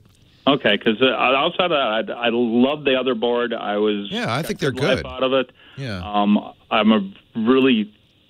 kind of like build more than I need to start with, so then it will age gracefully. It is a lot of fun to build your own PC, as long as you understand that these are the problems you're going to have. There's no one to call for support, because if you call MSI, they'll say, well, it's not our problem. Why don't you call the hard drive manufacturer? Call Microsoft. Nobody wants to take responsibility. That's why it's all on you. But then you learn how to solve these things. It's for more of it's a hobbyist thing. You don't save money, you don't save time, but you learn a lot. Oh yeah, no, I've enjoyed all the builds. I've been building since the 90s, and I figured this might be one of my last builds. Yeah, so. I keep saying that every time. Oh, yeah. This is the last computer I'm ever going to buy. No, it hasn't happened yet, thank goodness. Have fun, and try Rufus. I think Rufus is very good at making bootable USB disks. And so just take the ISO over and run it through Rufus. Yeah, when you run Rufus, you could pick an ISO. You could say, use this ISO. It'll probably fix the problem. Great. All right. Thank you very much. My pleasure. It's a fun fraternity, the geek fraternity. But for most people, it's a fraternity you don't want to join. You don't. David in Santa Ana, California. Leo Laporte, the tech guy. Hi, David. Hey, Leo. How are you doing today? I'm well. Welcome. Good, good. I had a call regarding my mother received a call regarding some company telling her that she had something wrong with her machine that was affecting their site. This makes me so angry, because these people are generally really preying on older adults who are not sophisticated. Because they call up, they say, hello, this is Windows calling, and there's something wrong with your machine. We can see it on our telemetry. And your mom, she doesn't know. She goes, oh, my gosh, what? Well, and he says, well, here's what I want you to do. There's a program you should run, and she runs the program. It's the event viewer. Do you see any red X's? Oh, yeah, they're all over the place. That's normal. Oh, my goodness, we have a problem here. So, and they usually do a couple of things. They either say, for $300, we'll fix it, and we'll keep it fixed for the next year or 2 or 3. But then they also ask for remote access to your computer. So there's 3 problems here. 1, they've got a credit card number. 2, they've got $300. 3, when they get remote access to the machine, who knows what they're doing? They could put other stuff on there. It's a scam. Right. You know that, right? Yes. Mom didn't know, because this is not the first time, Leo. Yeah, but she's trusting, and it happens. Yes. And every time they call me, I say, it doesn't help. I say, does your mother know that you are preying on older people, taking advantage of them? And then they always hang up. So, right. But I try to make them guilty. It doesn't work. The first time this happened, she actually called a company because she was having problems with her printer, and they put her into one of these queues that, charged her $300. Now, if you're making an outbound call, you're not calling a scammer, probably. I mean, it depends where she got that number. But she should know. No, anybody who calls you, first of all, they don't know anything. They're calling every number. Right. And that was the first time. And then this last time, it was somebody that called her, and she let them into the computer and gave them the admin password. Of course she did. And so that computer is compromised. Yeah, I went through it trying to remove anything I could find in the registry. But the problem is you don't know what they did. And they could have put a rootkit on there that you wouldn't even be able to see. I mean, I doubt they're that sophisticated. In fact, in most cases, all they want is the money, and they don't do anything bad. But you don't know. So they were sophisticated enough, they deactivated my admin account. Oh, that's bad. That's a bad sign. Yeah, so that's a bad sign. I no longer have that kind of control. Yeah. I was wondering if I create a boot disk off of that thing now. Yeah, that would help. Is that going to be compromised as well? Just depends what they did. Probably not, though. You can download a new boot disk, make a new boot disk for her. You're going to want to reinstall Windows if you can. I gather she's not local. No, she's here in Santa Ana. Okay, if you can go over there, best thing you could do, reinstall Windows and put a big sign on her machine that says, Mom, just don't. Leo Laporte, the tech guy.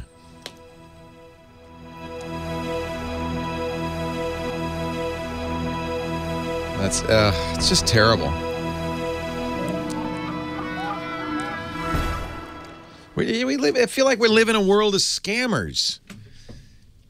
It's a breakdown of the social order. And just shameful. Shameful. I've only gotten calls like that a couple of times. But both times I was in the car.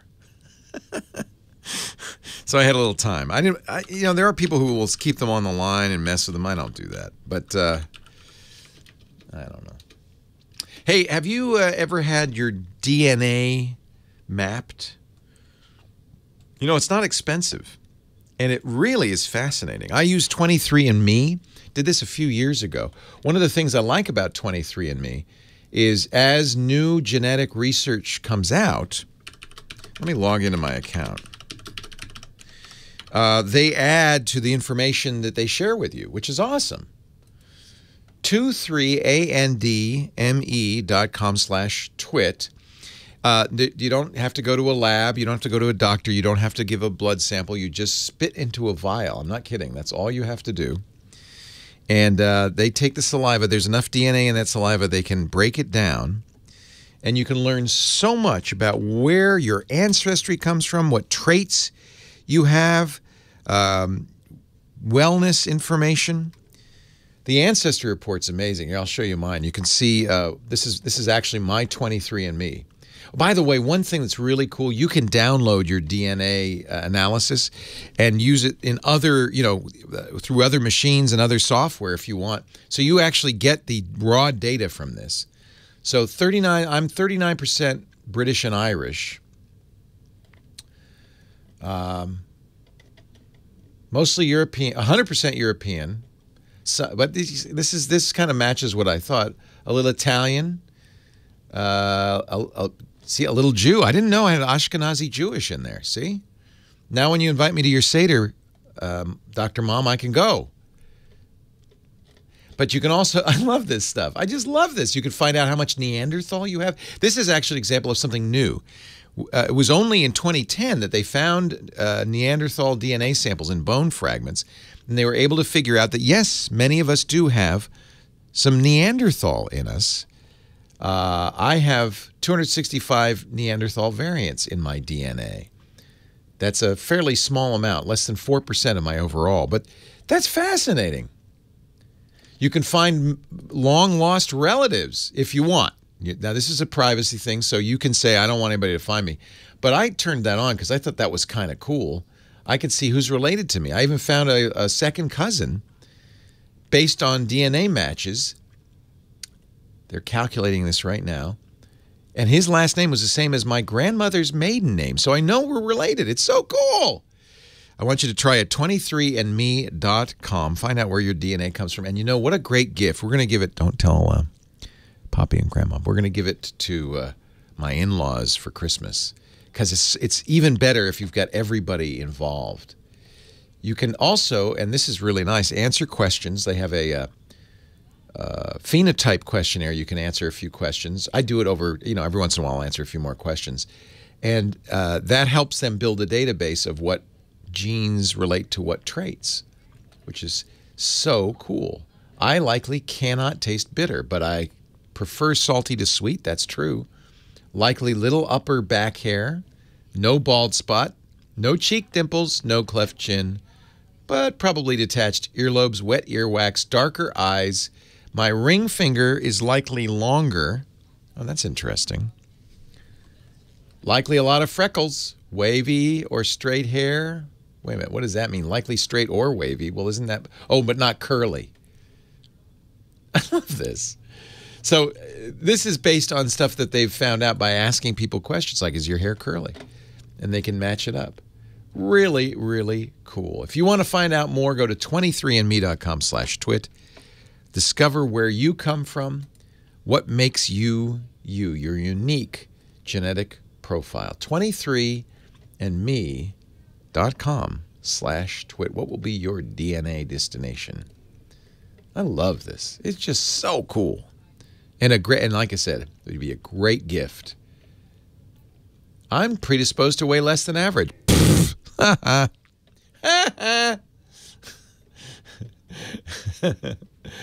This is great stuff. 23andme.com/twit. Well, hey, how are you today? Leo Laporte here, the tech guy. Yeah, it's time. Time to talk. I'm sorry. I apologize to all the long-suffering spouses.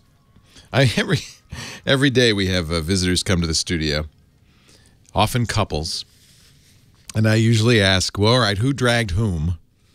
And usually there's the fan of the show, most often a guy, not always, and then their spouse, who's usually there, not under protest, but not exactly thrilled. Yeah, they say. I hear you all the time, in the car, in the house, in the bedroom. Nice to finally meet you. Well, I'm sorry if you're one of those long-suffering spouses, but I am glad you're here. 8888 Ask Leo is the phone number. We'll try to make this fun. Take all the pain out of being geeky. 888-827-5536. That's the phone number, toll-free from anywhere in the U.S. or Canada. We do have a great website, if I do say so myself. Well, I can't because I didn't design it. I don't even maintain it. We've got a team doing that. They write down everything I say, all the links and everything. They get put up there. TechGuyLabs.com. And that's free. There's no sign-up. It's wide open. It's there for your use, and there's a good search. Every show, every question, every answer, they're all up there. Plus your comments, too, if you'd like to add them, and we do appreciate that. TechGuyLabs.com. If you're on the line, hang on the line. I am going to keep recording. We like to record ahead a little bit so that we have fresh material when I'm not here, and I will be doing that after the show ends in about 45 minutes. So hang on the line. And we will take another 45 minutes of extra of calls. 8888 Ask Leo. That's usually a good time to call in. There's not nearly as much competition to get on.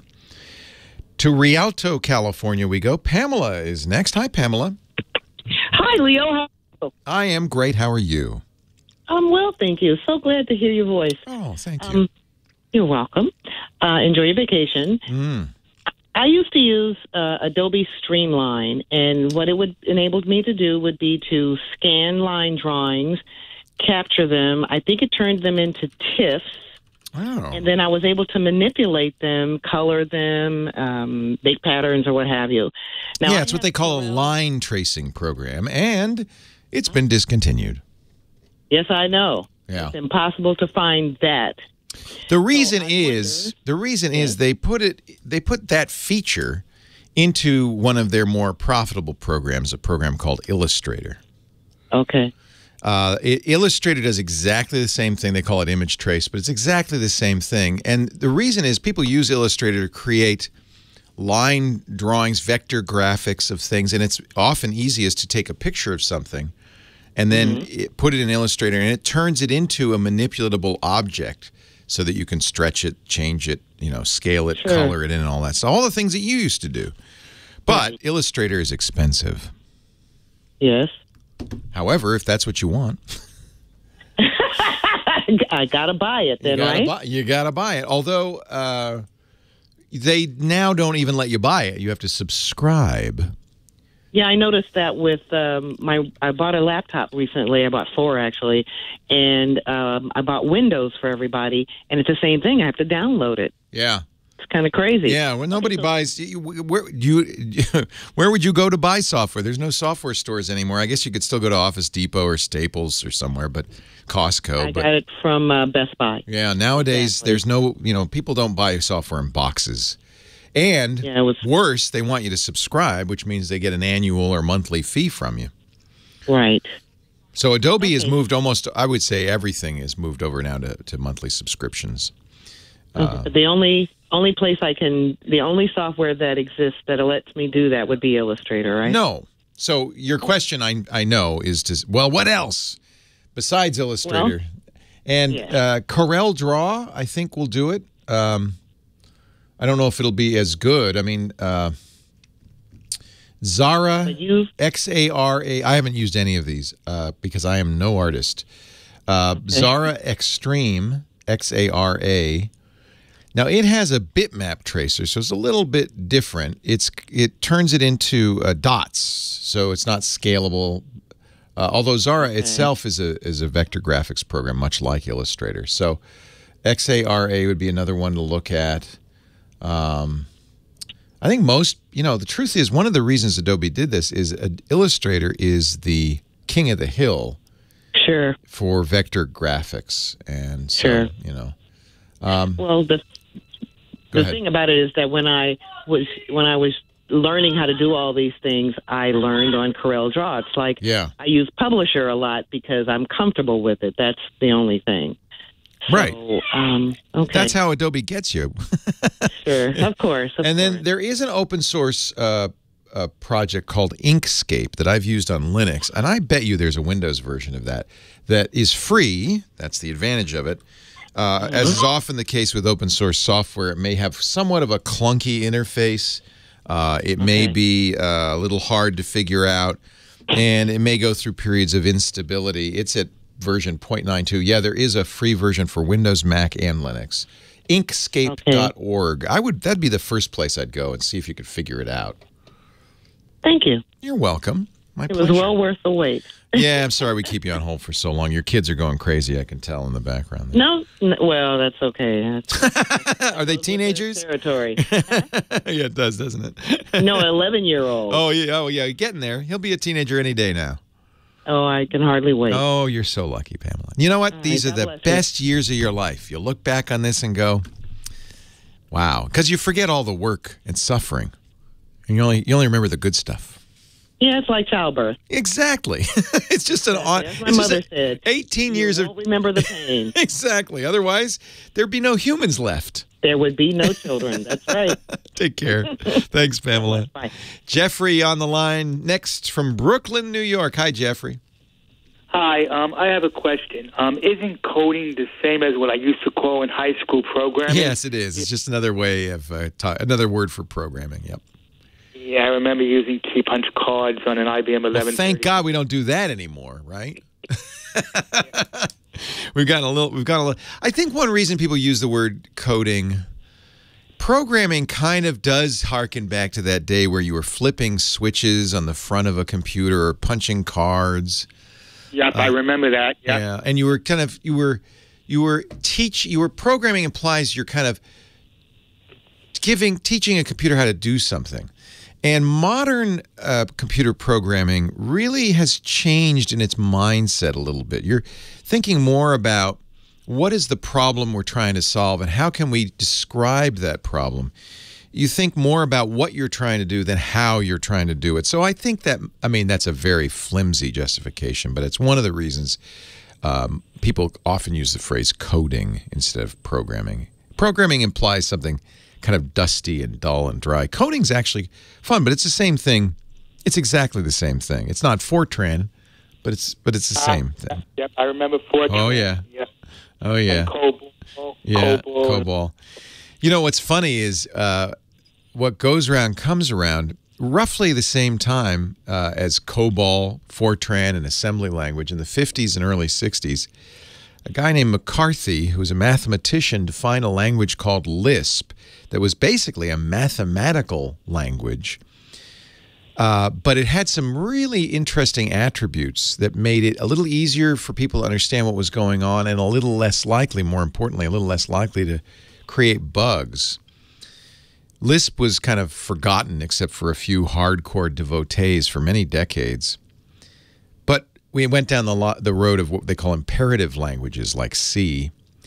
Now we're coming back around to functional languages like Lisp. And because of the bug issue, people want languages that will be less prone to creating errors. So Lisp and its descendants are kind of back. It's interesting. Leo Laporte, the tech guy.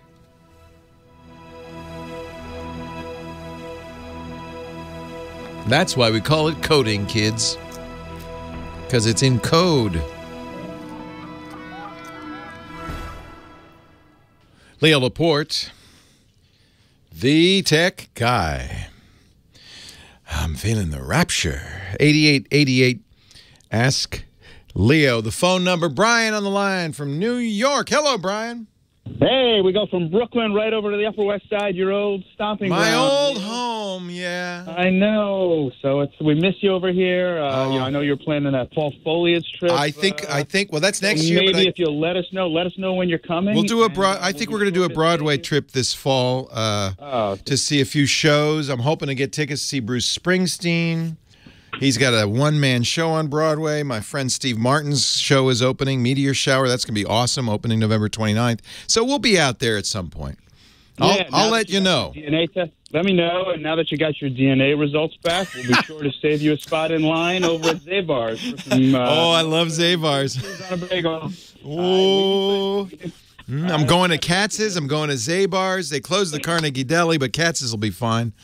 Oh, yeah. Well, you'll check out some of the food halls they have. Oh, man. There's some good food over there. Some Gus's pickles to top. Oh, now you're cooking. Now we're talking. Mm-hmm. Anyway, the reason I was calling today is I was going to be starting a search for a new Intel 8th generation Core laptop. Wow. You're going to be waiting a little while. Well, I think Dell has a few on the website. Already? Right now, as a matter. Boy, they don't take any time. Holy cow. Because, that's how it is. Why buy... So Intel, the last, say 4 generations, has made new processors that have not particularly been big improvements. So I guess the Coffee Lake, which is the 8th generation, was announced a couple of weeks ago, and you're saying Dell already has some. Wow. I thought it'd be a little longer. Had some, right. They're trickling through, like, if there's a distribution chain. If they announce it, the problem is you have to then design a laptop. I would hesitate to run out and buy a laptop, brand new generation of Intel processors. And where I get this from is Skylake. Skylake had some real issues with power management. And a number of Skylake computers, well, most notably Microsoft, it took them about 8 months to make Skylake work properly with its power management. Apparently, Lenovo, which was able to make Skylake processors that worked fully, didn't have this problem. Microsoft famously said, well, how are you solving it? And Lenovo says, what problems? Except we know they, in fact, just turned off those features. So they didn't implement them. And so I would not be the first to buy a new processor. I understand the desire to do so for a couple of reasons. One is, well, you want to have the latest and greatest. But two, it's future-proofing. If you buy a Coffee Lake now, well, they're going to last a little longer than if you bought a Skylake or Kaby Lake, which is the current generation today. You might get another few months out of it before it's obsolete. I just don't see. And I think it's actually Kaby Lake Refresh. I think that's what the 8th generation. Well, that's the problem. These are not. I'll tell you the real problem. These processors have gotten so good. There's not much they can do to make them better. They do slowly shrink the process. We're down to 15 nanometers, and there's 10 nanometers coming. But where do you go from 10 nanometers, I think they have like a quad core running on a very low power envelope. So you have long battery life and, Yeah, in theory. In theory. That's where you're going to see improvements, is not in speed so much as in power curves and things like that. Yeah, so I've been looking around, and the thing that's driving me crazy is that, all the laptops on the market seem to, for the most part, use like a 16:9 aspect ratio on the screen. I know, and I'm not fond of that. That's why I like Microsoft. They're doing 3:2. Yeah, so the whole thing is like, if you're going to use your machine solely for watching widescreen videos in 1920 by 1080 HD, I think that makes a lot of sense. But for a laptop user, I want to sit down. I'm going to browse a web page, maybe get some touch on there, and the viewable height on it is so limiting that, I almost feel like boxed in right now. I don't know if I even want to buy a laptop at all. I'm kind of with you. But there are people making 3:2 laptops. Microsoft, the most notable. All the Surfaces are 3:2. And one of the things I like about that is that's a better aspect ratio for a document. It's not as good for watching videos. You're going to have the black bars. Yeah, but I mean, who black bars? I mean, how often do you want to watch it? Well, that's the question. What are you using? It's really kind of the mediaification of computing. What are you using your computer for? If it's watching TV and movies, well, then you should get a 16:9 screen. But I agree with you. For document processing and surfing, 3x2 is very nice. All right, so take a look at the Surface laptop. Yeah. I think Microsoft is going to be announcing its new version of that. They're going to refresh it. They're going to refresh it in October. Exactly. Yeah. So that's, I think, a 13.3-inch screen, something like that, or somewhere along those lines. The one I have right now looks like it's about 14. This is the Surface laptop. I'll tell you the negatives on it. Microsoft decided not to support Type-C, which is the future for both power and connectivity. There's no Type-C on it. There's that connectivity. Well, they're doing that stupid Surface connector, and I understand that's the connector for the whole family, but I think that's a mistake on their part, and so I don't know who else makes 3x2. I'm a big fan of the Lenovo ThinkPads. Other than MacBooks. Macintosh is doing it too, and in fact, all the it's actually technically 16:10, right? So it's slightly different, but but it's closer. You definitely get. Yeah. You also said Lenovo and their Yoga. Yeah, and I don't know if Lenovo. I have a Yoga which I am in love with, and in fact, I saw that Peter Bright, one of my friends who's a Windows journalist, said the same thing. He said, often when we review hardware, we're supposed to be objective, but I just can't be objective about the ThinkPad Yoga. It is a computer to fall in love with, and I would not hesitate recommending that to anybody. So that basically has a tablet mode in it as well. Yeah, it folds over. It's a 2-in-1 is what we call it. Yeah, it's a 2-in-1. So he's writing for Ars Technica. He says, I've fallen in love with a laptop, the Lenovo ThinkPad X1 Yoga. He calls it, and this might be a little bit exaggerated, the platonic ideal of a modern laptop. I would certainly look at it. It is a 20. It's 14 inches. It's 20, either 1920 by 1080 or 2560 by 1440, depending on which screen you bought. I spent a little extra and got the OLED screen, which I really, really like. So is that a 4K or somewhere in between 4K and? Yeah, you can. 4K looks pretty good on it. Now you just said you don't want to watch movies.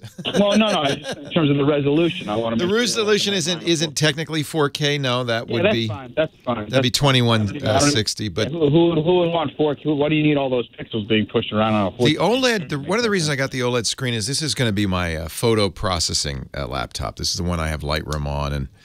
My Topaz Labs and all the various photo processing stuff. So I wanted a very accurate, very good looking screen. It does happen that it's a great movie device because you can tent it. You can fold the lid over, put it in tent mode with the keyboard behind it. Great for a airplane tray table. You put it right there. You can watch movies. It's just a fabulous laptop. I'm very happy with the Lenovo's. And I think they're very well made. And I'll be honest with you, especially for a laptop, I wouldn't worry about whether it's Coffee Lake, KB Lake, or even Sky Lake. You know, there are other things that maybe are more important. Leo Laporte, the tech guy.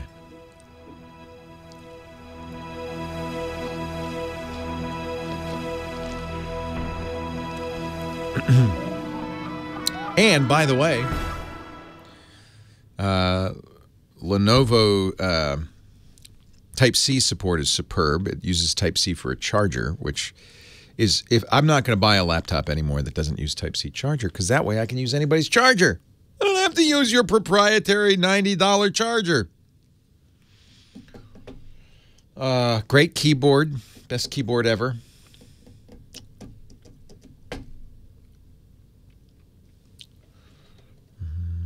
And yes, if you lose Lenovo Perks, which is the corporate deal, you'll get 33% off.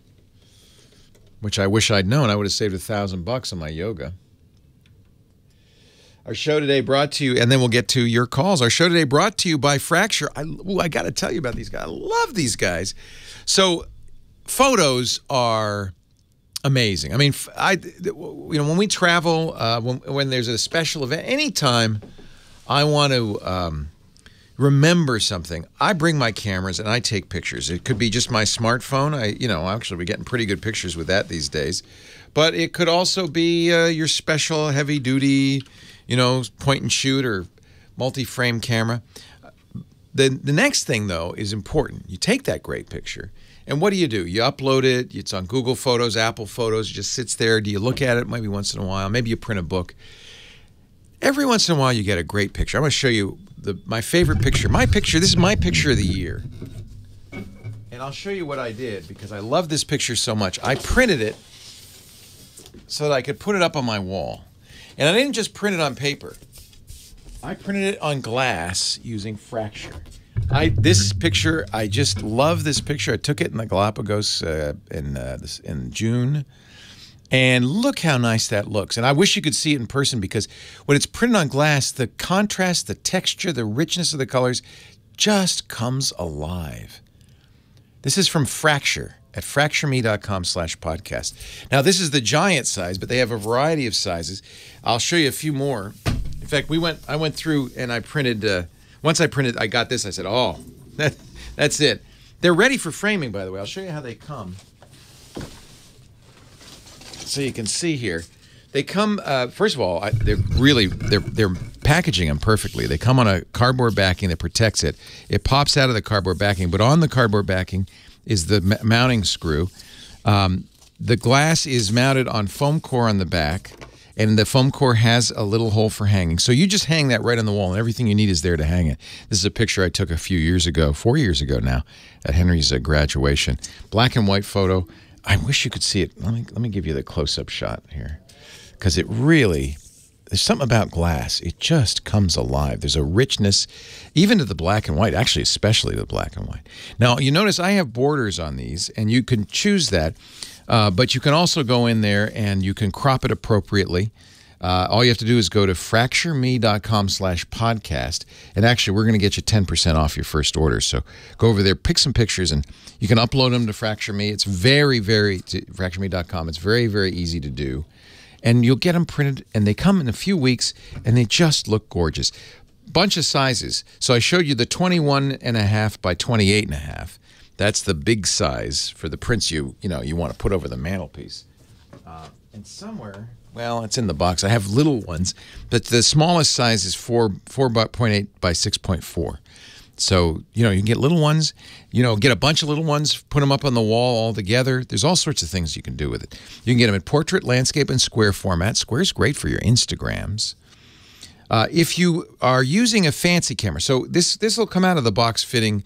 They're 4x3, so they'll come out of the box just right for your camera phone or your Instagrams.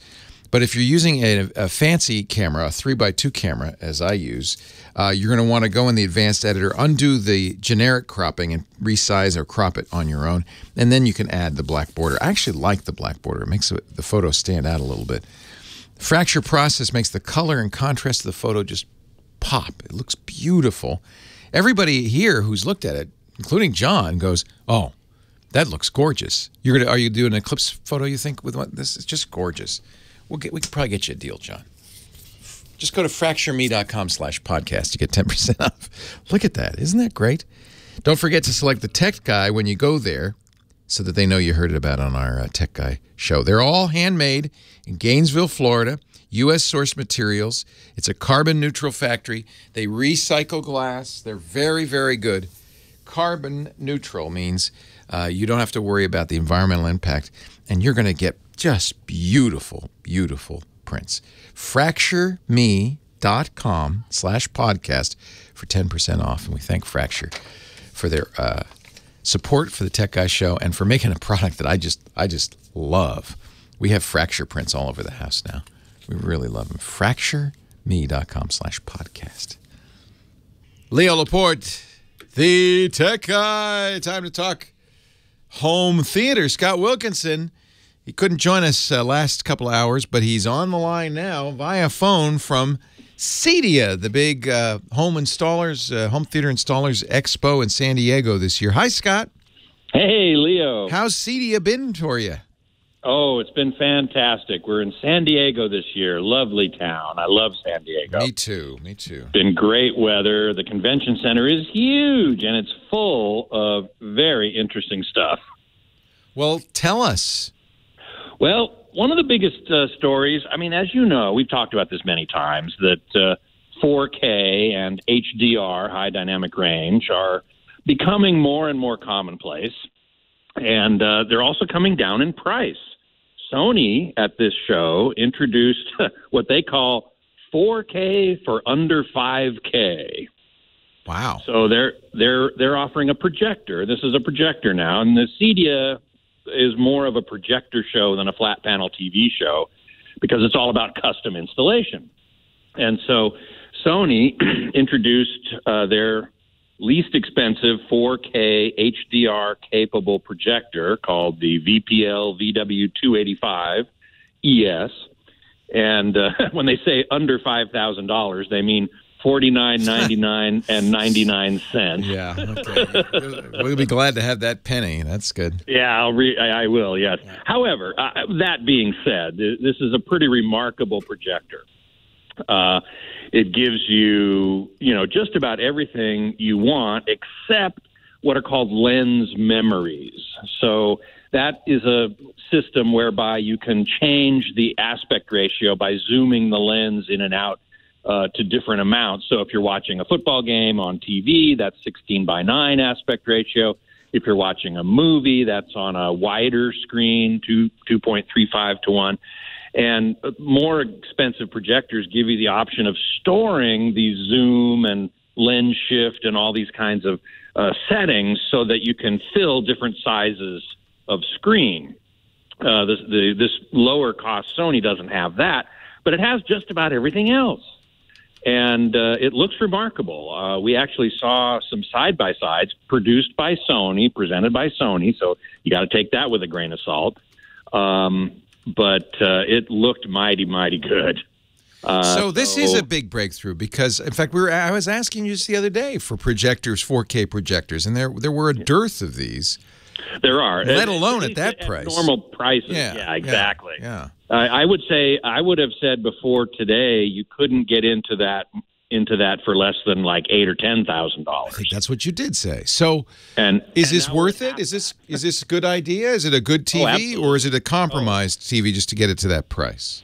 Well, again, the only compromise that I can really see is this lack of what are called lens memory. Not a big deal if you set it up in a fixed location, right? You set it up in... Well, if you set it up in a fixed location and you have a 16:9 screen, well, it depends. If you watch a lot of movies, you have to think to yourself, am I going to watch more movies or am I going to watch more TV? So these lens settings are changed in between different kinds of content. Correct. Correct. It's not merely change of position of the projector. No. It's if you want to watch 16:9 TV content and widescreen movie content. What happens What happens if you don't change it? Does it look weird? No, it doesn't look weird. It just doesn't take up all of the. You get black bars on the screen. I can live with that. You can live with that. Yeah. Of course you can. Yeah. Sure, most of us can. So, other than that, you're not giving up a whole heck of a lot. It's pretty amazing what Sony has done for $5,000. I mean, okay, that's still a fair chunk of change. But as I said, it's half of what I would have said you needed to spend at minimum last week. Yeah. Now, the other thing I asked you about projectors is HDR. So now it's 4K, but it's not going to do HDR, or is it? Oh, yes, it is. Absolutely. Oh. Not only HDR10, which is the main sort of type of HDR format that's on Ultra HD Blu-ray and on most streaming content that's HDR. But it also does this other format called HLG, called Hybrid Log Gamma, which is about to come on the scene to be used for live broadcasting. And we actually saw examples of that as well. HDR10 and Dolby Vision, which is the other main format, really require some post-processing, post-production to do well. But HLG is intended for live broadcast where you don't have any post-production. You've got it goes out live, right? Like sporting events or award shows, things like that. So the Sony projectors, all of them, now also do HLG, which is a very big deal, or will be. I'd say next year or whenever the Ultra HD broadcast system comes online, probably next year, maybe 2019, that's going to become a very big deal. So Sony has implemented that already, which is great. So we saw some beautiful pictures. Now, they also have more expensive projectors as well. They introduced a brand new laser illuminated projector for $25,000, which is $10,000 less than its competitor, the JVC from JVC. And we saw a side-by-side comparison of it today. That the Sony at $10,000 less looked quite amazing, beautiful. Well, this sounds like a breakthrough product. I mean, it really is. Now, remember, CD is for home theater installers, and projectors are really designed for a home theater. You need a special screen to get for high dynamic range, where you get a really big spread between the brightest brights and the darkest darks. Can you use a regular screen, or do you need a special? Yeah, you sure. No, you can use a regular screen. In fact, the best situation is a totally blacked out room with a white screen, just a standard white screen. If you're doing it in a lot of ambient light, say for a sports party or something where you want the lights on and you got people wandering around, then you need a special kind of screen called an ambient light rejecting screen. Otherwise, the image looks very washed out, and you don't get any benefit of HDR. Right. That's really what I was wondering about. So in a completely blackened room with a good screen, and you just not a white wall, but a screen designed for projection. Yeah. You'll get as good HDR as a direct view monitor? Probably not quite as good, because the projector will never get as bright. Yeah, right. Projectors will never be as bright as flat panel TVs. But the best of a projector situation, I guess, right? Oh yeah. If you're in a totally blacked out room, I have no wish or oh man, I wish this was even brighter, or oh man, I wish this had greater. It's beautiful. It's just gorgeous. Well, this is now. Is it available today, or you'll have to? Yeah. I think they might be shipping next week, something like that. They said September, so it's imminent. It's right here. Sony's 4K SXRD home cinema projector. A penny under $5,000. But in some ways a breakthrough. The first relatively affordable home theater projector that does 4K and HDR. Yep, exactly right. And as we've said before, I think HDR is more important than 4K even. I mean, that's absolutely, and everybody here agrees. Yeah. Everybody here agrees. Yeah. That's exactly right. But you're not going to get HDR without getting 4K. There are no 1080p. They go together. They really do. Exactly. What else did you say? You said there was something else? Because we have about 30 seconds. Oh, one other quick thing. Epson has what's called an ultra short throw projector, which is a projector you put up near the wall. It shoots upward onto the wall, onto a screen. You don't have to have a blackened room because it's very bright. And it acts like a giant flat screen TV for $3,000. Wow. So that's another pretty breakthrough product. But again, with both of these, you're going to want to add to the budget a good screen. You can't have a projector without a custom screen. Correct. Scott Wilkinson, he writes about all this stuff at the avsforum.com. That's where he's editor-in-chief, and on our podcast, The Home Theater Geek Show, at twit.tv/HTG. Thank you, Scotty. Oh, my pleasure. I'm so sorry. We were, in fact, in the Sony demo at Well, I kind of knew, because the chat room said Scott was worried because he had an appointment at that time. So that's more important that you see this, frankly. Well, and now I can talk about it. Right. You couldn't talk about it until you saw the demo. Exactly. And in Sony's booth, which I did see the day before yesterday, they were showing the big gun, the $25,000 job. So this was my first chance to really see the $5,000 job in action, and I'm really glad I did. It's remarkable. It has an Ethernet port, which is interesting. Does it have smart TV features? No, I don't know why. That must just be for troubleshooting. Or maybe, because it also has a serial port, but really 2 HDMI ports is the key. That's the key. Yeah. That's the key. Yeah, and it'll accept. It's interesting because they showed some projectors in roughly the same price range that the HDMI input operates at 10 gigabits per second, and that will not allow them to accept full HDR 4K. What? Whereas even the Sony, they did this great demo. They played 4K HDR on an Epson similar price range and the Sony $5,000 job, and the Epson just choked. wouldn't play anything. But the Sony played it, and it looked great. So, and I see it as a motorized zoom, so you could sit there with your remote control and set it. Yeah, so it's not like the end of the world doesn't have presets. Precisely, and that's another really important thing. I've seen $8,000-$9,000 projectors where the lens shift is manual. You have to actually twiddle a knob on the case, right? At least the Sony, it's motorized. So would it be dumb to buy this if there is a little light leakage, or I'd have to get that special screen? I don't think we have any room in the house we could get that dark. Well, it depends. I'd have to look at, examine or see what kind of room, what kind of ambient light there is. At night, it's no problem. That's true. Yeah, because I would love to have a screen that comes down. We could have movie night. That'd be kind of fun. That would be great. And this projector would be just awesome. It's about the same price as a good 4K TV. It's not much more. That's right. Yeah, that's right.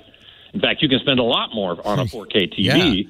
Like a 75-inch or a 77-inch OLED. I mean, that's going to be in the five figures. And this could be, 180 inches? This could be huge. Yeah, exactly. Yeah. Far bigger. Yeah. Far bigger. Yeah. So that's the big advantage there. That's very cool. It's very amazing. Cool. Yeah, it really is amazing. Breakthrough.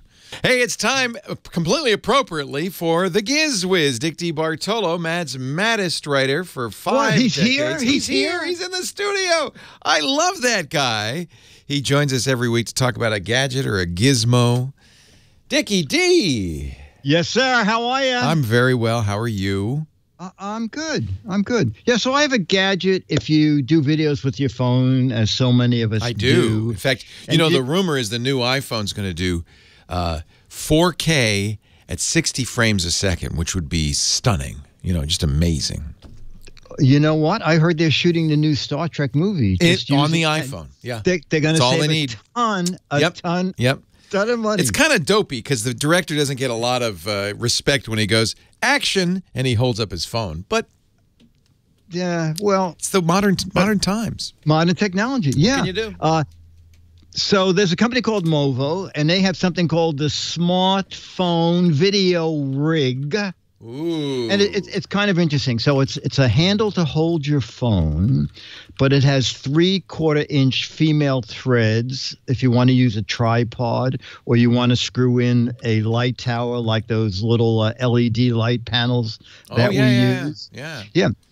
They also make a version, which is the one that I bought, with a microphone that slides into a cold slot, and the microphone's reversible. So if you're narrating your video, you face the mic toward you. This is so cool. If not, you face it toward the person that you want to talk. It comes with a couple of windscreens, the furry windscreen. And then you get a little more respect when you're directing your magnum opus. Because they say, you've got a furry windscreen? Okay, you must know what you're doing.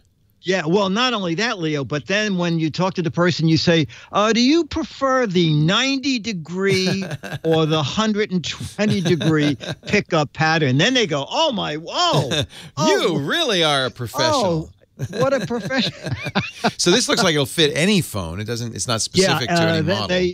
Up to the notes, 2.2 inches up to 3.6 inches wide. Okay. And as opposed to having one of those spring-loaded clips, you actually adjust the movable grips up and down and then lock them in tight. A couple of complaints. The little handle, I think, is a tiny bit on the short side, but that handle unscrews in case you want to put the whole rig on a tripod. You can also take the handle out and then use the rig as a phone stand if you're sitting there watching the movie you just shot.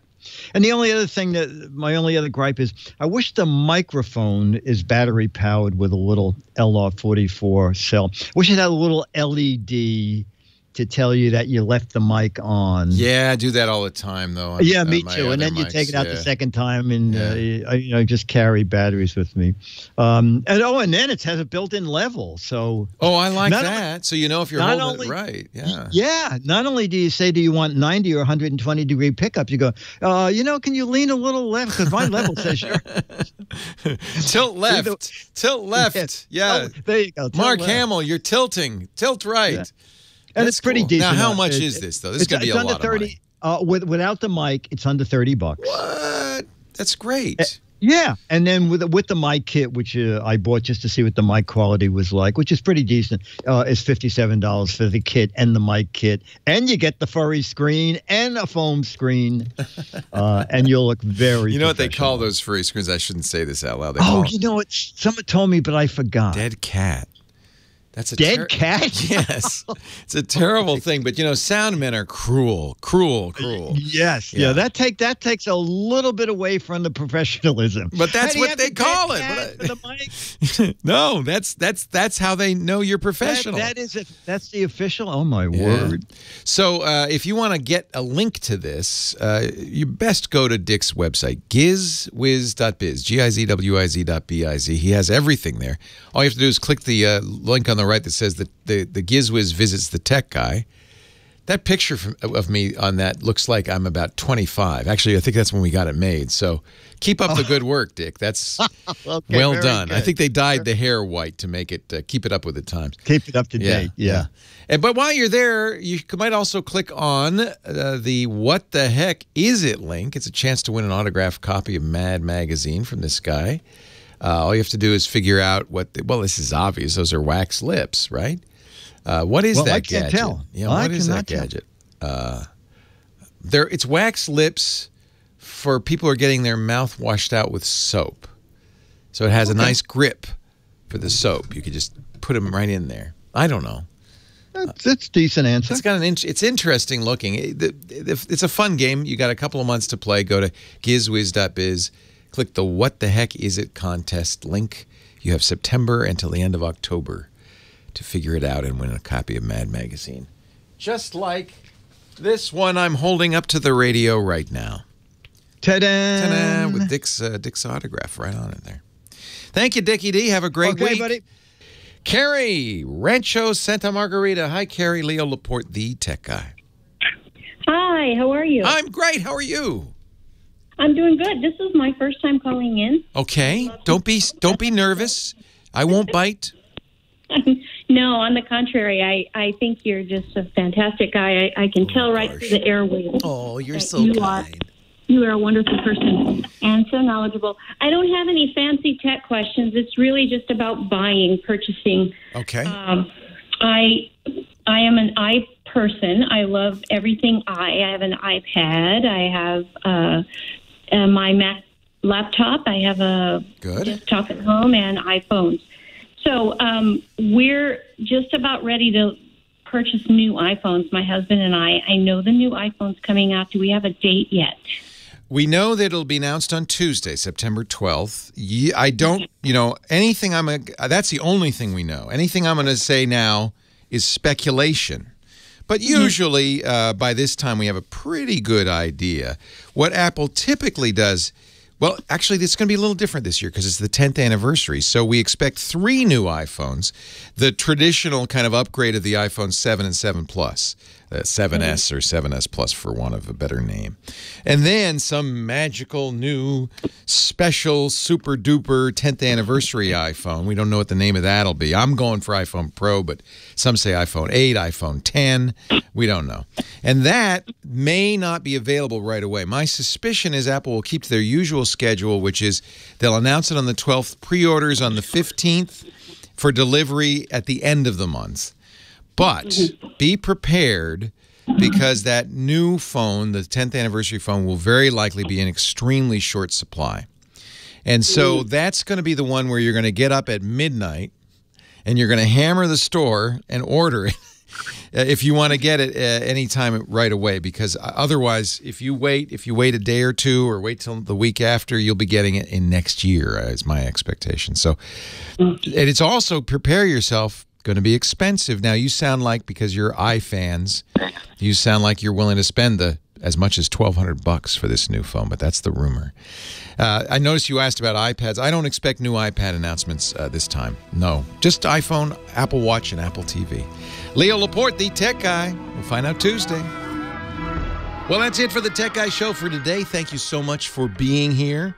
And don't forget, it's just the tip of the iceberg. We do nearly 30 shows on the Netcast network. It's called TWIT, T-W-I-T. It stands for This Week in Tech, and you'll find it at twit.tv, including the podcasts for this show. We talk about Windows on Windows Weekly, Macintosh on Mac Break Weekly, iPads, iPhones, Apple Watches on iOS Today, security on Security Now. I mean, I can go on and on and on. You even get your daily dose of tech news with Tech News Today. And, of course, the big show every Sunday afternoon, This Week in Tech. You'll find it all at twit.tv.